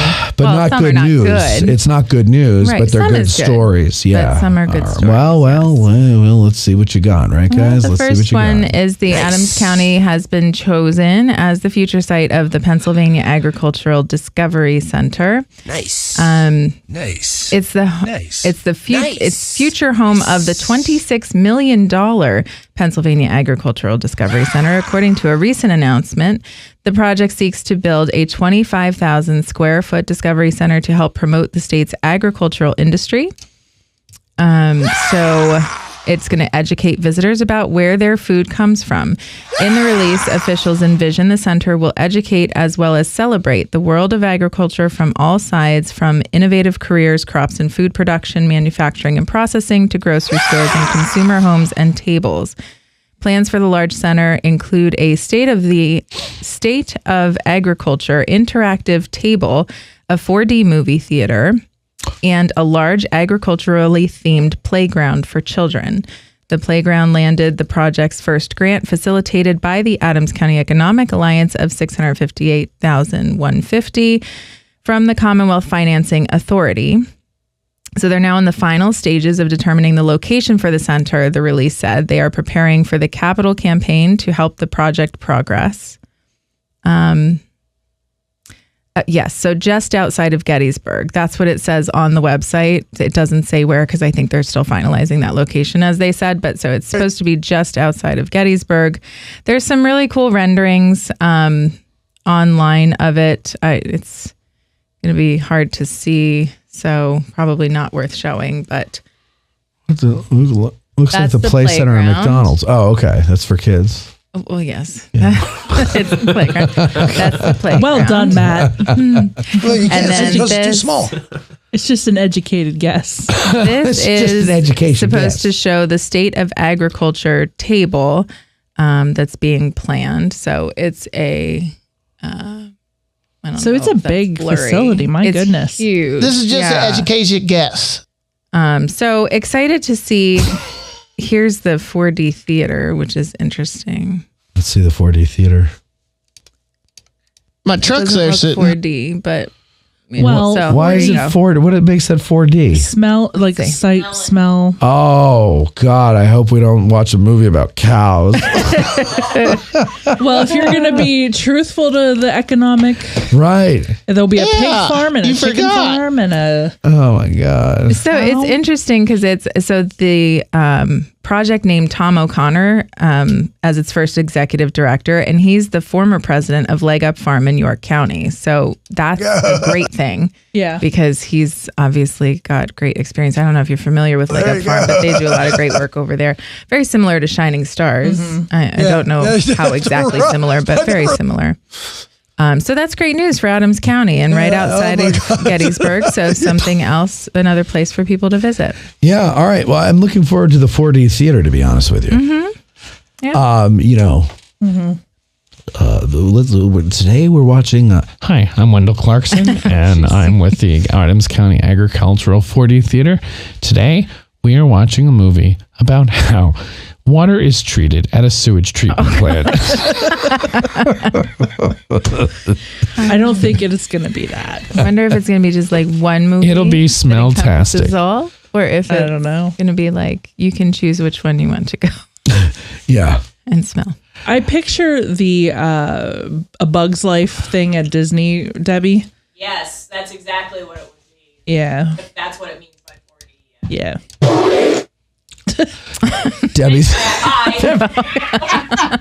Debbie's back there knitting. What are you knitting today, Deb? Nothing. I didn't bring it with me. Oh, really? She also isn't knitting. What is it called? Crocheting? Cross stitching. Yeah. I thought that's where you go from exercise to exercise. That's CrossFit. CrossFit. Yeah. Okay. Wait, CrossFit. I thought that was that young rap group from the 90s that did. That was Crisscross. Crisscross. Wait, I thought Crisscross was the guy who did If You Get Caught Between the Noon and Moon in New York City. Oh, I don't know that. Sorry. Sail away. Sail away. Or Sailing Takes Me Away. Yes. No, Christopher Cross was his name. Christopher Cross. You guys were with me there. You had me going, and No. all right. Don't follow your. Sorry. I'm sorry. You really. True internet suffered the pressure. All right. Did you see this article, Matthew? Wait, hold on. I'm laughing at you. Wow. Okay, Wow. go ahead. About the former employee charged after threatening incident at Gettysburg Did you restaurant. see this? Did you see it? We actually have audio of it. Hold on. Let me get it. I just hate you, and I hate your ass face. No, that's not it. A former employee of this restaurant in Gettysburg is facing multiple charges following an incident where he allegedly threatened staff and damaged property, including a police car. Wait, start again. Ass face. I just hate you, and I hate your ass face. A former employee of this restaurant in Gettysburg is facing multiple charges following an incident where he allegedly threatened staff and damaged property, including a police car. Any guesses which restaurant? Say the story again. Because he didn't even listen to the All right. beginning. Honestly, one more time. I'll pay attention. I was laughing. Go ahead. One more time. I swear. I'm sorry. I'm so sorry. I'm sorry. I'll guess. Shh, everybody, shh. Just say a name of a restaurant. No. I want to hear the story. I want to make an education guess. A former employee. Okay, former of a employee. Gettysburg restaurant. Right. Is facing multiple charges following an incident where he allegedly threatened staff and damaged property, including a police car. Name that restaurant. The Ragged Edge. No. Can you use it in a sentence? This restaurant. A former employee of this restaurant in Gettysburg. All right. I'm gonna throw one out here, but This is just an educated guess. okay. You make a hypothesis. Now, this is just a hypothesis. No, hypothesis. Yeah, hypothesis. Okay. All right. My guess, the restaurant is. I feel like I should know this because you're looking at me like I should know it. Both of you. We've eaten there. Yeah, we've eaten there. I mean, it's a common restaurant. There you go. There's a lot of those around here. Did the Walk Tallers write a song about? No. Okay. All right. I'm gonna say no. Don't. Wait. You mean this song? I understand that you're hungry, Bethany. Just hold on a little longer, my friend. Soon you will see a meal's waiting for thee when this show comes to an end. Yeah. Just picture your favorite table, there in a while. Bethany, We haven't. with napkins and friends singing songs. Meth head walks out and hands you a plate of scrumptious chicken bones. It's one of my favorite moments of all time. All right. I'm gonna guess that it's a place. Oh, is it Mama's? No. I knew you were That going to was say my that guess. one. Okay, that was because of the cocaine.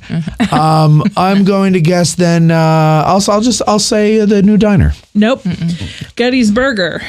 Oh. So Manuel. Or Manuel. Okay. Hedel Savoy, 22, from Gettysburg, is accused of making threats to stab an employee and verbally assaulting others at the restaurant.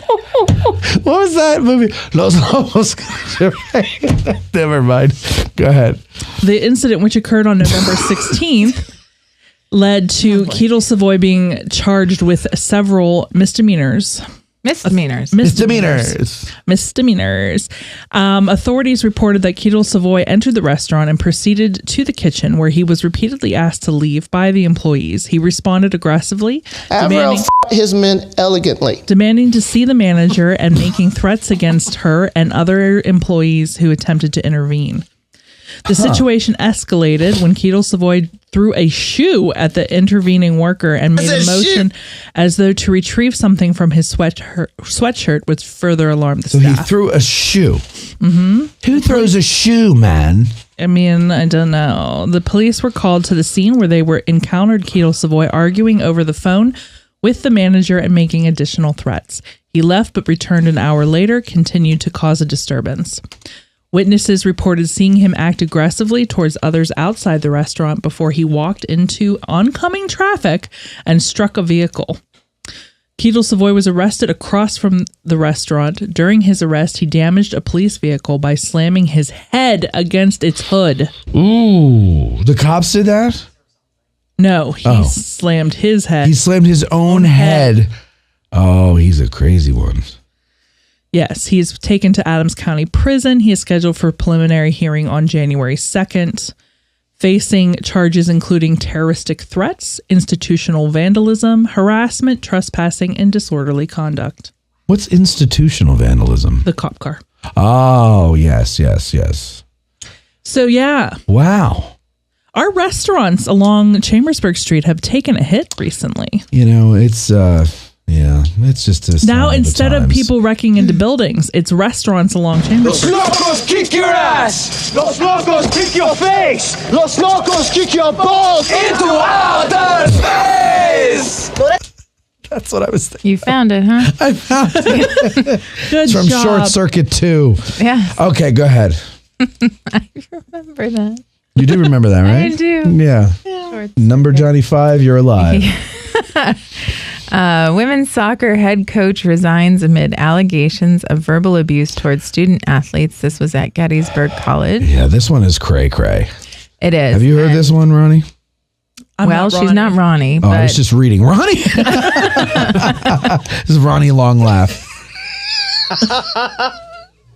Oh, because it's her long laugh. It's a long laugh, yeah. Oh, okay. So there's a lot of words in this article, so I'll try to condense it down. But the hedge coach. Hedge coach. Yes. The head coach of Gettysburg He's also College investing. Women's soccer team has resigned. Right. Verbal and mental abuse targeting student athletes. Coach Matt Garrett resigned on Friday, November 1st, announcing his decision during the team's practice. He worked at as the team's head coach since 2007, which is pretty crazy. So he's been there this long, and this is how he resigns, which I find interesting. Before Gettysburg, he was an assistant coach for Division II men's soccer team at Slippery Rock University. He has quite a career, basically. He was at Robert Morris University before that as well. Oh, Matthew. His decision to resign followed 31 team members' attempt to meet with athletics director Mike Mattia regarding their concerns about Garrett. That meeting was reportedly canceled less than an hour before it was set to begin, triggering team members to walk to President Bob Giuliano's office and demand that they be heard. Wow. Okay. So this is more exciting than I've been hearing. Yeah. So they had a meeting with the athletics director, Mm-hmm. and that was canceled by the athletics director. Mm-hmm. And the girls said, an hour before, we will not be misunderstood, not heard. We're going to the top. We're going. I like this, girls. They went to Bob. They walked right to Bob's office. I love this. And here's why I love this. No one should have to deal with middlemen. You always go to Right the to the tippy top. Okay? Seriously. Mm-hmm. I mean, that's the way I like to do it. That I don't want to talk to your manager. I want to talk to you. right? And then the manager cancels. So the manager cancels because the manager can't deal because he really shouldn't be in that position because he's a loser. So what happens? So- They go to the president. Well, they did. Good for them. I love this.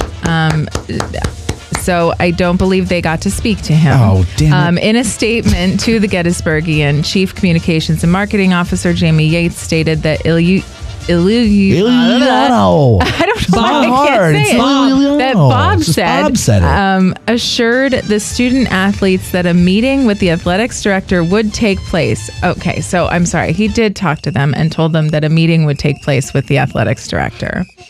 But I like the situation they that described would be promptly addressed. No, absolutely. Yes. That they went there and took the initiative instead of saying, well, it's canceled. I guess we try again. Mm-hmm. Later that day, Garrett announced that he was resigning at the team's practice, citing that he had been previously considering leaving his position and that he does not enjoy being around the players or parents, according to one team member.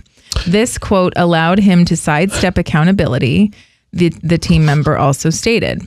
That evening, a parent petition that demanded the immediate resignation or termination of Garrett was emailed to Bob, Mattia, and Garrett. This petition also demanded Garrett's removal from the team's final game of the season, which was held the following day on the 2nd. The petition was signed by 69 parents representing 36 players. Additionally, it was sent to Vice President of Enrollment, J. Carey Thompson, who oversees Mattia. In the early hours of November 2nd, the petition was forwarded to the Gettysburgian. And this is because... So this is what it says. He yelled, okay. The toxic atmosphere together with hostile environment cultivated by Matt Garrett, head coach of the women's soccer program at Gettysburg, are now untenable. Sorry, I can't read words. Sorry. But it says our number one concern as parents, so this is on the petition, is the health and well-being of our daughters, both physically and mentally, when we send them off to college. Now, wait, can I pause there? Because I know somebody related to this. I'm not going to say who. And this is very true. Like, the way he ran this was affecting them. Yeah, and it says Matt Garrett's verbally abusive nature and strident character have destroyed the confidence, damaged the psychology, and stolen the love of soccer from countless student athletes. Very true. This is what I hear. They didn't enjoy it anymore. It also alleges that attempts have been made by athletics to rehabilitate Garrett through probation and counseling. The Gettysburgian reached out to the college, who were unable to confirm or deny this, citing it's a personnel issue, of course. The culture he has created is anti-ethical to every value, expectation, and standard in the coaches and players. Antithetical. Sorry. Yes. Do you want to read it? No. Sorry. Do you need readers? I just expanded it so I could. Here, you want to try the readers? I made it bigger. Okay. Let's see if that helps me. All right. And standard in the coaches and players program standard and expectations handbook. He harshly enforces it on his players while remaining unapologetically unaccountable to it himself. The coach-player relationship dynamic is one of oppressor/oppressed, one of abuser/victim. This is not hyperbole. Hyperbole. Yeah, my friend who was telling me this stuff, it sounds like a nightmare. Like, I feel bad for these girls. Like, he would do other things like pit them against each other. No. Yeah, and like just let them know where they were ranked in his head. You know, like things that he should keep. What do they call it? Psychologically damaging. Yeah, like things that he should just keep to himself and play them as he sees fit. He would let them know kind of where they rank. Like just really horrible stuff that you really shouldn't do. So they were fair. There's a couple of former players. It looks like a graduate of 23 was the most recent one that stood up for Garrett. So, they did have another side to it as well. Well, there were people that helped Jim Jones feed everybody the Kool-Aid. So don't forget that. So what they had said, though, was that there was a developmental program. So this is kind of what they alluded to. O'Shea believes that the frustrations of the players, O'Shea is the former athlete, is due to the college's mandatory developmental or junior varsity for many of the teams, which was installed with the goal of increasing college enrollment numbers. So they put this program in place to hopefully increase enrollment at the college. So reached for comment on the developmental program. Thompson said that it began 3 years ago. It involved an expansion of the men's and women's soccer teams to provide more opportunities for talented students to attend Gettysburg College while being able to participate in the sport they're passionate about. So what they're saying is that it's a 3-year pilot. It will be assessed. It will be assessing the impact of the project in the coming weeks. But basically, it doubled the number of players on the roster. So she's saying she thinks that they're frustrated because they're not getting as much individual attention, and they're also getting less play time, which tends to be personal to players, obviously, because they're spreading the wealth amongst double the amount of players. There's a difference between I'm not getting enough play time and... Oh, no, I understand that. I'm saying this is what her perspective was, and what she thinks that the problem is. Obviously, it's not because he had spoken with somebody, but... so somebody else said after 18 years, he's finally being exposed for his malicious, manipulative, and abusive behavior, which he has inflicted on his players on and off the field, and that has had different yet detrimental effects on all of us. Every minor mistake from my teammates and I was met with yelling that left me feeling afraid to even touch the ball. I felt that I completely forgot how to play the sport I loved since I was 5 years old. That was just one of the players.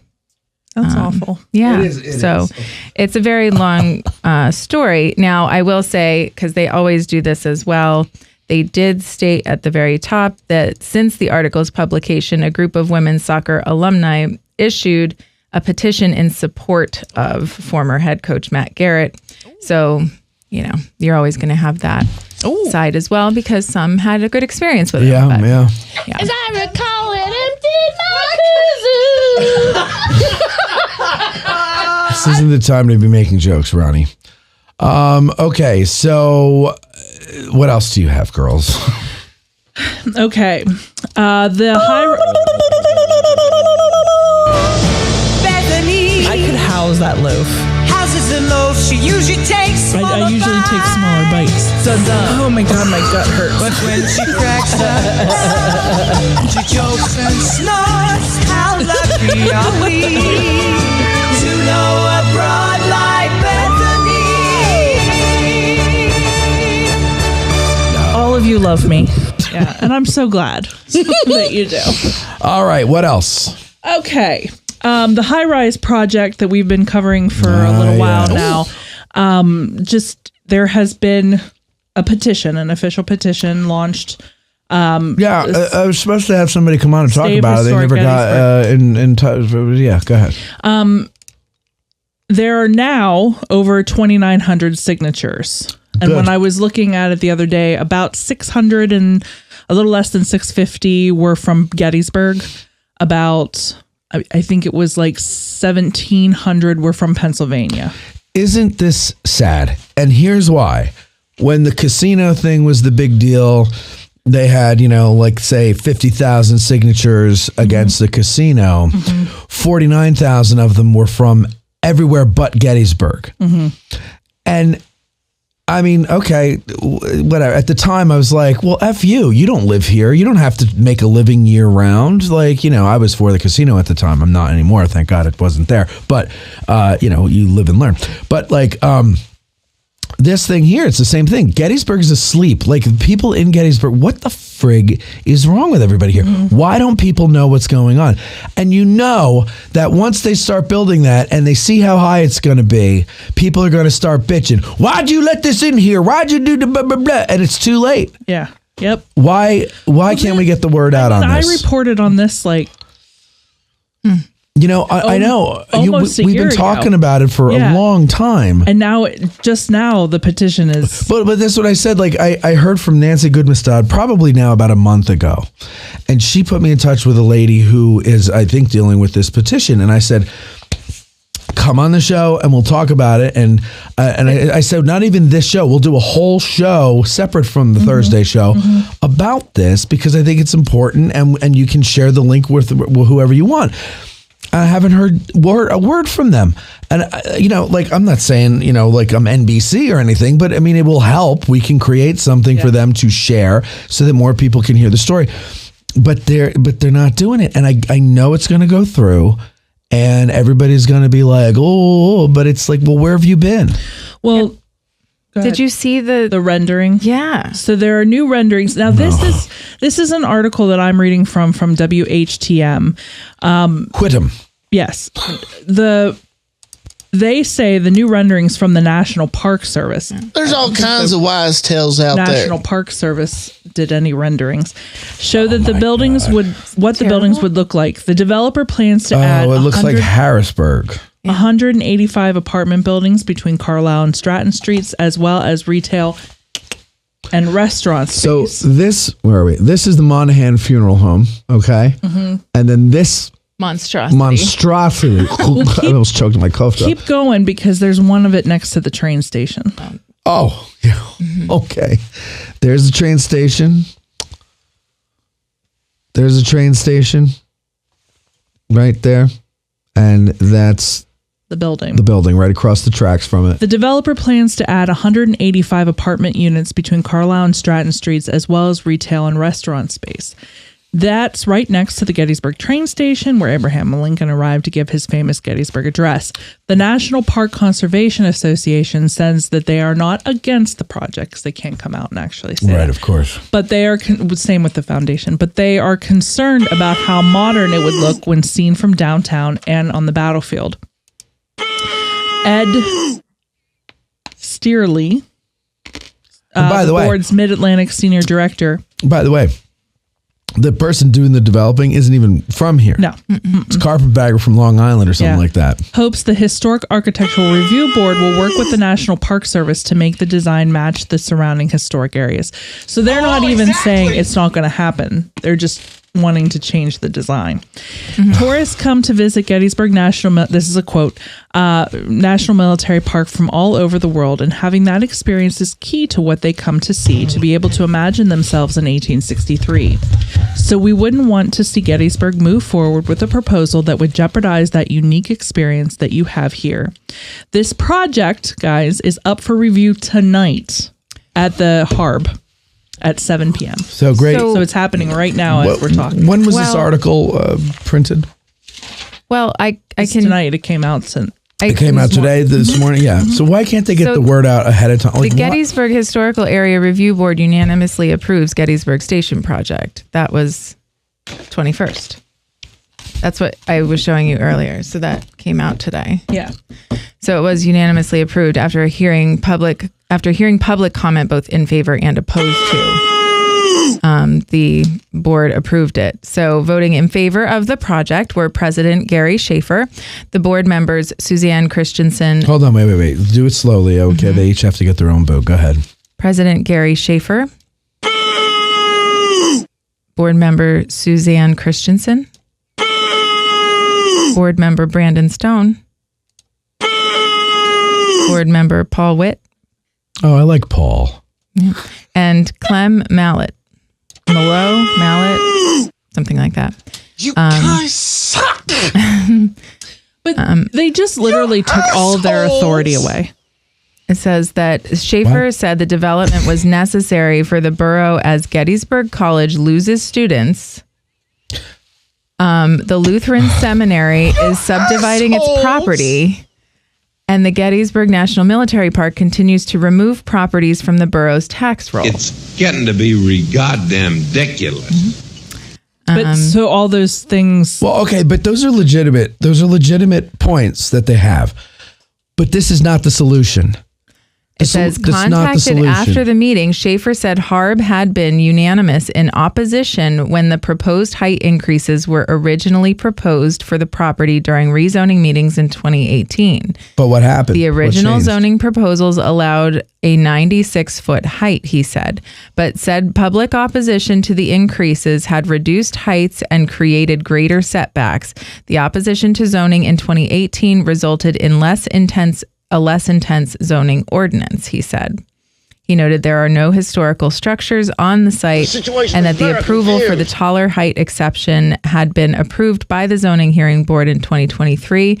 He said the viewpoint from the viewpoint at Culp's Hill, the Gettysburg Hotel would still be more noticeable than the new building, which because it will be built on lower ground, the top of which will be lower than both the hotel and the Gladfelter Hall tower. Right. So I think what the thing is, because it's going downhill, the height of it won't be so obscene and it won't be as noticeable. And that's probably true. But here's the problem. That's not the problem. Yeah. The problem is the traffic, the people, the sewage, the water. It's like, come on. How is that going to work? Oh, well, there's fewer college students. So what? Yeah. Someday they're not going to be fewer college students. This is what I always say. This too shall pass.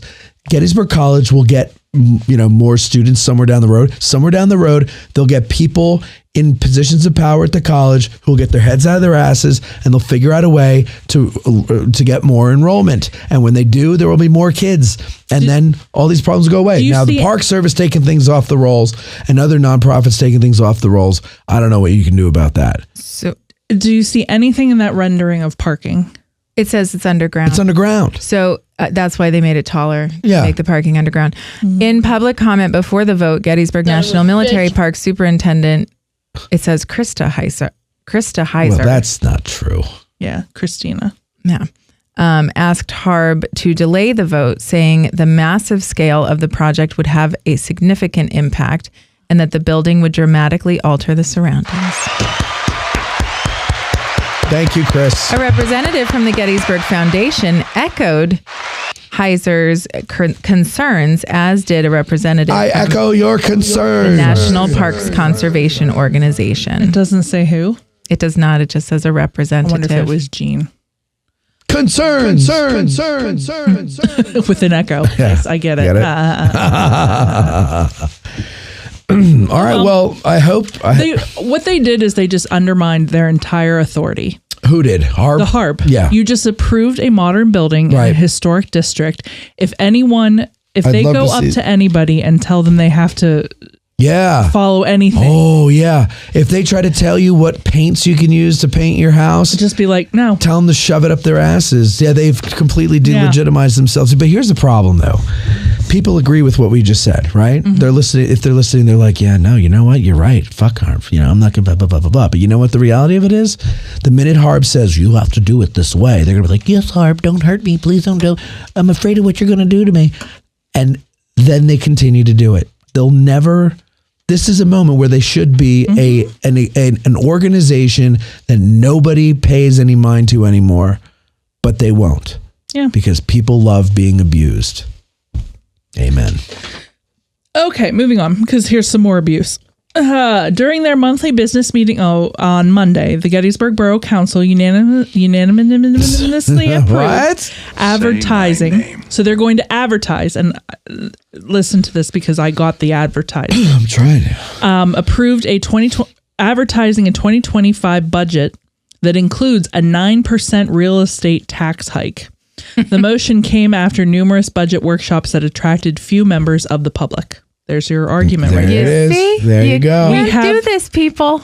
Yep. Known this is coming for a couple of years. Borough County President Matthew Moon said, "What is wrong with me?" I don't know. You're having said prior to the vote, the borough's occupation and fire taxes will remain stagnant at 3 and 0.0 mils, respectively. The borough also expects to increase the price of some parking spaces from $1 to $1.50 per hour. Gosh.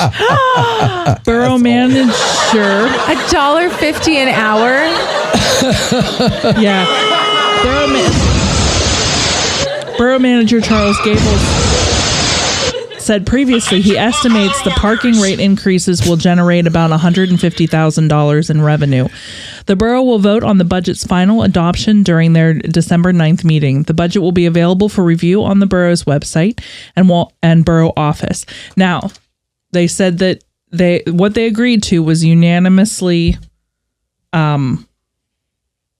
advertise. Okay? So I am on their little thing from the borough. I got the advertisement. Okay. So in my email, it said, from Gettysburg, PA, urgent. 2025 proposed budget for public review.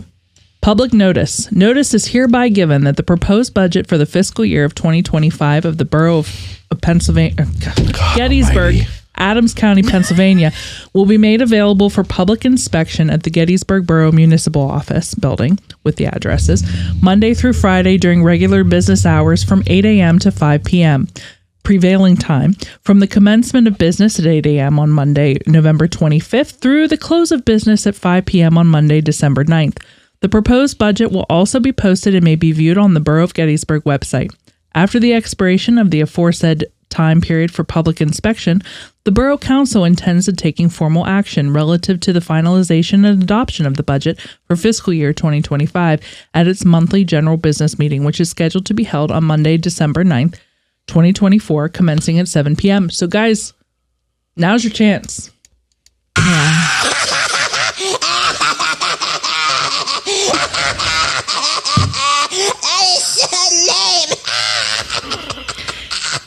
I'm giving you notice that the borough has given notice that you can go and look at the proposed budget. Don't say that we didn't tell you.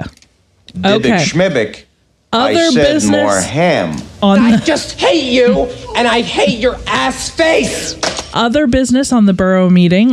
During the 45-minute meeting, the borough council breezed through routine business matters, including approval of the liquor license transfer from Saberhood to the Conoco gas station on 517 Baltimore Street. Very fun. Appointment of Joe Edgar to the Historical Architectural Review Board. He is a licensed architect and will replace Joan Hodges, who resigned.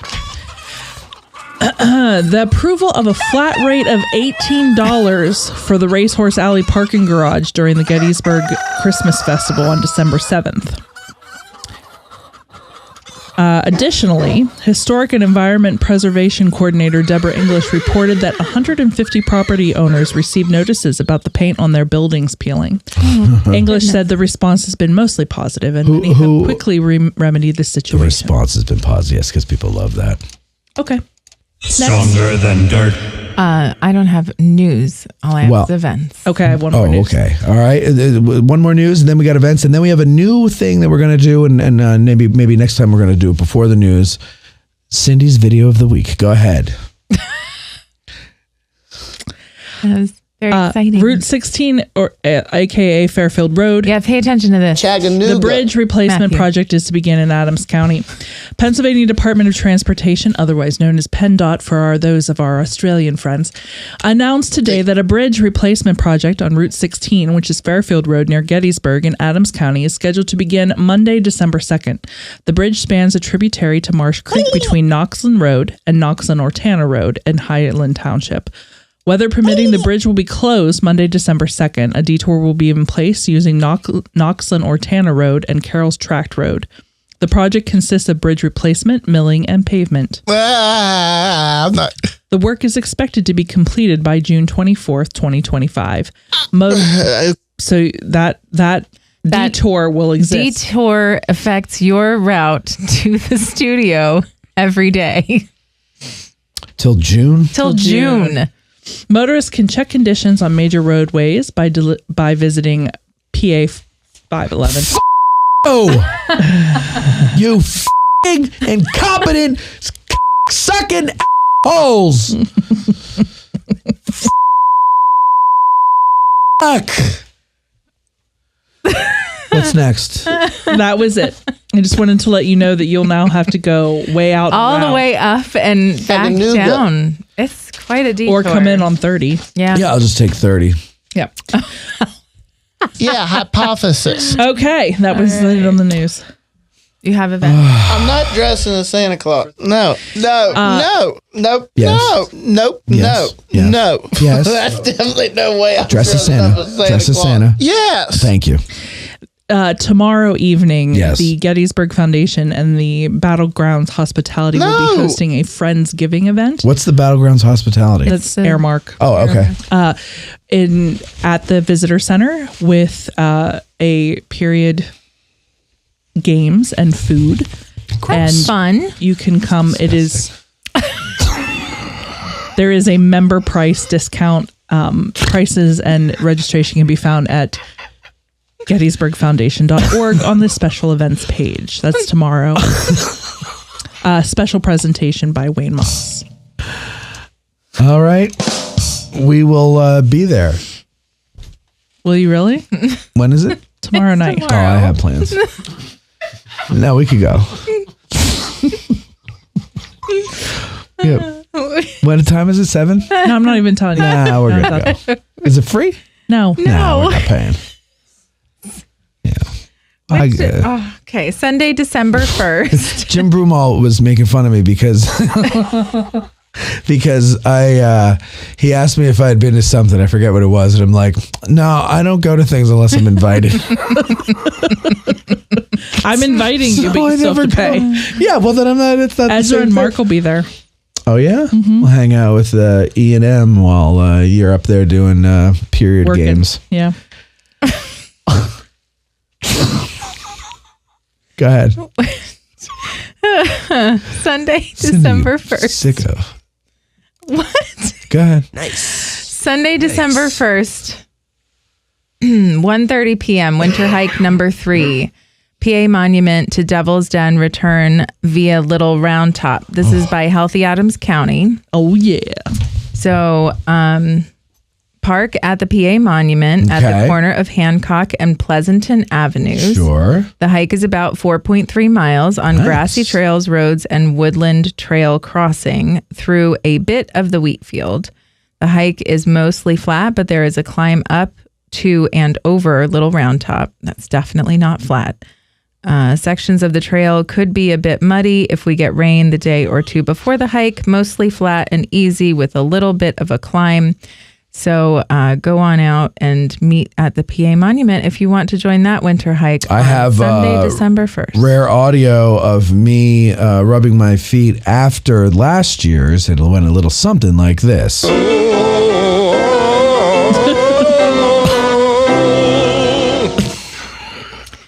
Okay. So I do want to mention too that I went out of order, but this Saturday is the Adams County Winery winter release for their wine, which I mention this because our friend Bo Brinkman. Oh yes, Bo Brinkman will be there. Yes, he will. Because they are re-releasing again a Gettysburg Christmas Red. Mm-hmm. So that will be coming out again. Yes, sir. So let's see. There's going to be thrilled to welcome back, blah, blah, blah. Yes, sir. A Gettysburg Christmas White and Red will be available to the general public starting on Saturday, November 23rd at our farm winery, 10 a.m. to 5 p.m. Gettysburg Wine Shop from 11 a.m. to 5 p.m. and then York Central Market from 9 to 2. Lastly, Terrace Bistro may be closed because it is cold. But our friend, that's literally what it says, but they're going to... It's a wood-fired pizza. I know. Come on, man. It says stay tuned. Come on, man. To see if it'll be available. Cecilia's Food Co. food truck will be there from 12 to 4, as well as several vendors, including Gettysburg Olive Oil Company. Come on, man. Handcrafted by Lori, Fur Baby's Pet Bakery, The Little Greenhouse, Malibu & Co., a couple other places, and of course, Bo Brinkman. So, well, there you go. That's not funny. 11 to 4, and they're the ones in Ortana, 251 Peachtree Road. It is at the farm. All right, very good. So Bo will be out there signing autographs yet again.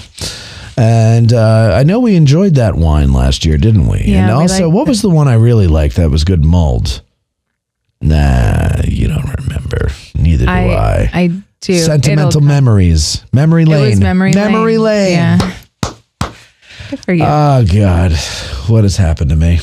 Right, guys? So we can, the rest of the stuff I had was in December. We can do that next Yeah, we'll do it next time. All right, now let's go on to this exciting new segment here, which we will pace out better next time. But it's something that we call Cindy's Video of the Week. And now this video here, we're not going to play the whole thing. It's 3 minutes. But we're going to play it till we get to the gist of it. We're going to discuss this. Yeah. I want everybody in the back to play. Everybody in the back to pay attention because you're going to be involved in this conversation as well, okay? Here we go. A woman feeding her friggin' face in a car, yelling at a camera. Let's see what she has to say. Oh, wait, that's not what I meant to do. Is this someone we know? No. Okay. First, you need to know that I am willing to die on this hill. You're going to die of a heart attack. So if you're going to come in the comments and disagree with me, you better bring it. If you were a kid in the 80s and 90s, your parents got these envelopes in the mail from the Publishers Clearinghouse sweepstakes. And you could fill it out and send it in for a chance to win like $1 million. And if you won that $1 million, a guy named Ed McMahon would show up on your porch with a big ass check, some balloons, and a camera crew and knock on your door and film your reaction. We all remember this, right? Wrong. It never happened. Ed McMahon never worked for, made commercials for, or was affiliated with the PCH in any way possible. And the internet is backing this up. You can't find footage of Ed McMahon delivering checks on the internet. It's been wiped from existence. They're saying that we're all wrong. It's something called the Mandela effect, where this large group of people remember something incorrectly and nobody can explain why. His face was on the envelopes. There's even TV shows that referenced this happening. What? That was I'm one of the winners of the Publishers Clearinghouse. Ed McMahon wants to see me right away. So what? Is the entire internet like lying to us? Did they get together with PCH and be like, hey, let's with the whole world and tell them that Ed McMahon never did this? Or did he really never do it? And there was a glitch in the Matrix and we were living in a parallel universe. Like, I could not sleep last night. My brain hurts. And I need somebody smarter than me to figure this out. What? Okay, So well, she luckily, does- 90% of the world is smarter than her. So, okay. Yeah, she does go on to like say about how she thinks it's that the government is trying to like do a social experiment because she said, Right. what a cool social experiment to see, can we make people believe this, right? But have you heard of the Mandela effect? Have you Yes, heard of the yes, of Mandela? course. I know you have. Some of the examples like Berenstain or Berenstain bears. Come on. Fruit of the Loom, does it have Fruit a of the cornucopia? Loom, does it have a cornucopia or not? Or Does it? Nelson Mandela, when he died, people thought that he was already dead. Right. The Mandela effect. Yes. So, okay, but here's the thing. Ed McMahon did do that in the commercials. Ed McMahon was affiliated with Publishers Clearinghouse. I found Tom Green. Remember Tom Green? The guy who lost his Testicle. Thank you Yes. for, that's what you remember him for. So he had Ed McMahon on his show. Let's watch a little bit here. McMahon is on my show tonight for a full hour. You want to say something, Ed McMahon? I do. Ed, I'm still waiting for my check, and I'm kind of bitter that, I haven't received it yet. I hope it's 10 plus because I've been waiting a long time. What do you mean? Why do you need a check from Ed McMahon? That's Anthony Kiedis, by the way. Because he owes me money. No, I don't think this is $50. No, this is not You got him on your show Ed tonight. Ed, if you try to BS him on the show tonight, No, he's and not say that gonna. you don't owe Ed me money, does not owe no, you that's- money. no. Ed was hosting, the Tonight Show with Johnny Carson for 30 years. He doesn't owe outstanding debts to you guys. I think so, man. Tell him that if you run into him again, tell him he came in second. Yeah. He was that close. Yeah, he could have won the money. You would actually walk up to people's doorsteps and give them the check? Oh, yeah, sure. You would actually walk up to people's doorsteps and give them the check? yeah. You would actually walk up to people's doorsteps and give them the check? yeah, sure. How many times did you present someone with a $1 I million gave away check? $110 million. $110 million? Yeah. How good must have that felt? Oh, it's wonderful. We had to have a nurse in residence. Are you kidding me? It's a wonderful feeling, to give somebody $1 million. Yeah. Nothing wrong with that. What would people just sort of they go overwhelmed crazy. with joy? They almost faint. They would almost faint, yeah. Well, they missed that, didn't they? Publishers Clearinghouse itself says he was never affiliated. Forbes did an article, Curious Case of Ed McMahon, and that he never worked there. That's bullshit. We all remember Ed McMahon commercials. I know that. There's multiple things about the Mandela effect that I'm sorry, but it was Berenstain Bears. Berenstain. But it's not. It's Berenstain. They changed it to Stain. They changed it because No, it was they not. didn't. No. In my Catholic school, it was always Berenstain. Steen. No. It's Berenstain. It was Berenstain. No. What do you mean they changed it? This one I've never heard. Nobody changed anything. Well, because it's. You mean how it's literally spelled or is how? spelled differently. It's spelled stain. Yeah, it's always been spelled stain. No, it has not. Of course it has. No. I remember the nun saying, bring books. out your Berenstain band. If you want them, I want to see them because this is the type of stuff that drives people crazy. The cornucopia on Fruit of the Loom. Now I'm going to tell you, okay, look, there was a cornucopia on the Fruit of the Loom. Somebody proved that. Here's the thing, the Ed McMahon thing. It was a joke at the time that he was doing it. It wasn't a joke in retrospect. It was a joke while he was doing it. That Golden Girls clip was while he was running around going, I'm Ed McMahon and the Publishers Clearinghouse and blah, blah, blah. I listened to old Howard Stern not too long ago and they were making fun of Ed McMahon and they were making Publishers Clearinghouse jokes while it was going on. So this thing that it's the Mandela effect that never happened, I don't know. Maybe it is some kind of psyop or whatever, but like it really did happen. I'm very confused by what's happening right now. Well, I think you know why? Because I unraveled this incorrectly. I didn't do the segment right. That's why. Go ahead. I don't know what you mean, but I should have let it. I should have let her thing stand and we discuss it, and then I play Tom Green. Oh, I see. Well, but regardless, you can look at it from that aspect, but also there are so many reports and articles out there that they're going, no, he was not. He was never affiliated. Publishers Clearinghouse itself says on their website, he was not affiliated with us. So I'm just saying, I'm not saying that you're wrong. I know, but there's something weird going on. I know, because that's what she's saying. What is does anybody in the audience remember Ed McMahon doing that?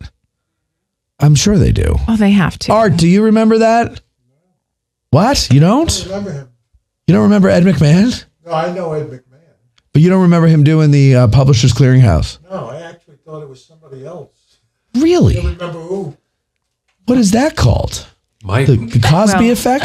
My grandmother used to, when I was little, tell me that Ed McMahon was going to come and bring her. Well, yeah. Clearinghouse. Mine did too. She used to talk about Ed McMahon's going to save the family. I'll give you some money. Yeah. Yeah. So it was a prize patrol team. The prize patrol. Yeah. Now. And the team was made up of, it lists a couple of people. Todd Sloan. It's just a bunch of different people. Snopes has debunked this, Grant says.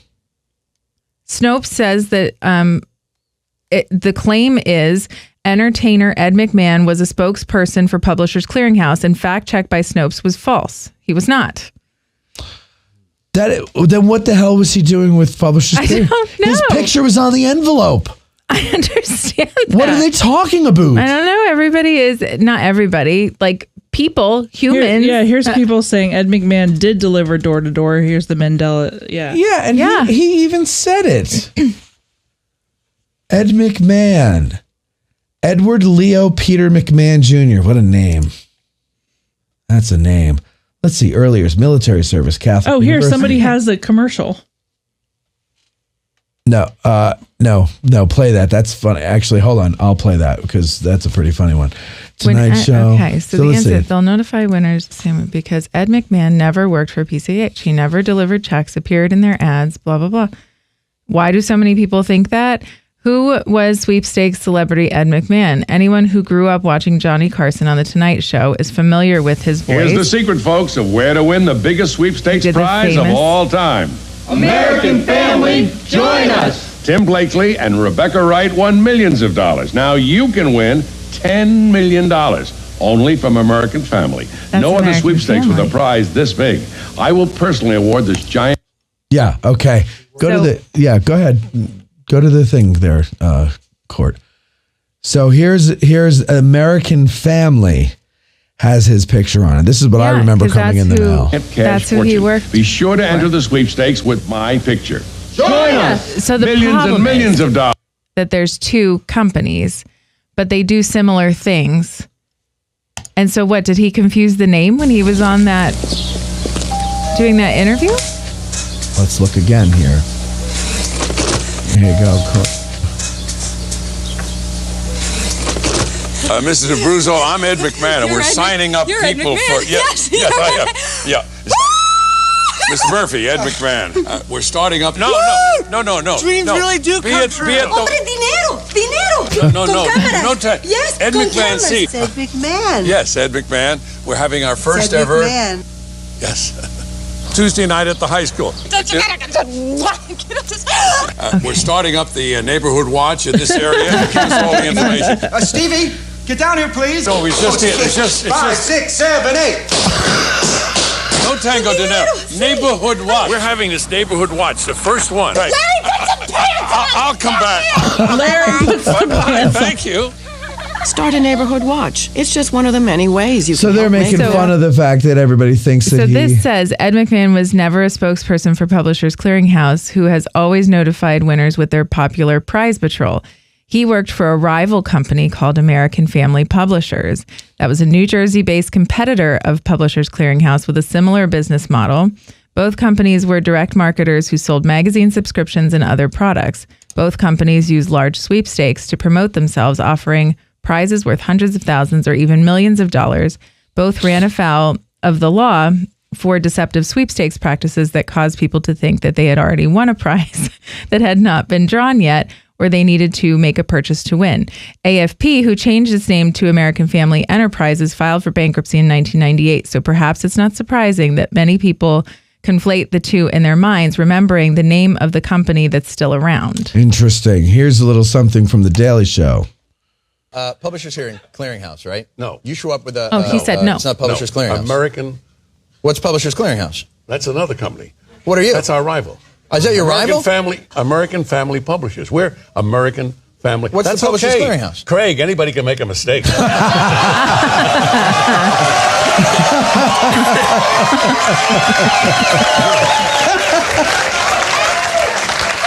It could happen to anybody. Sis boom ba.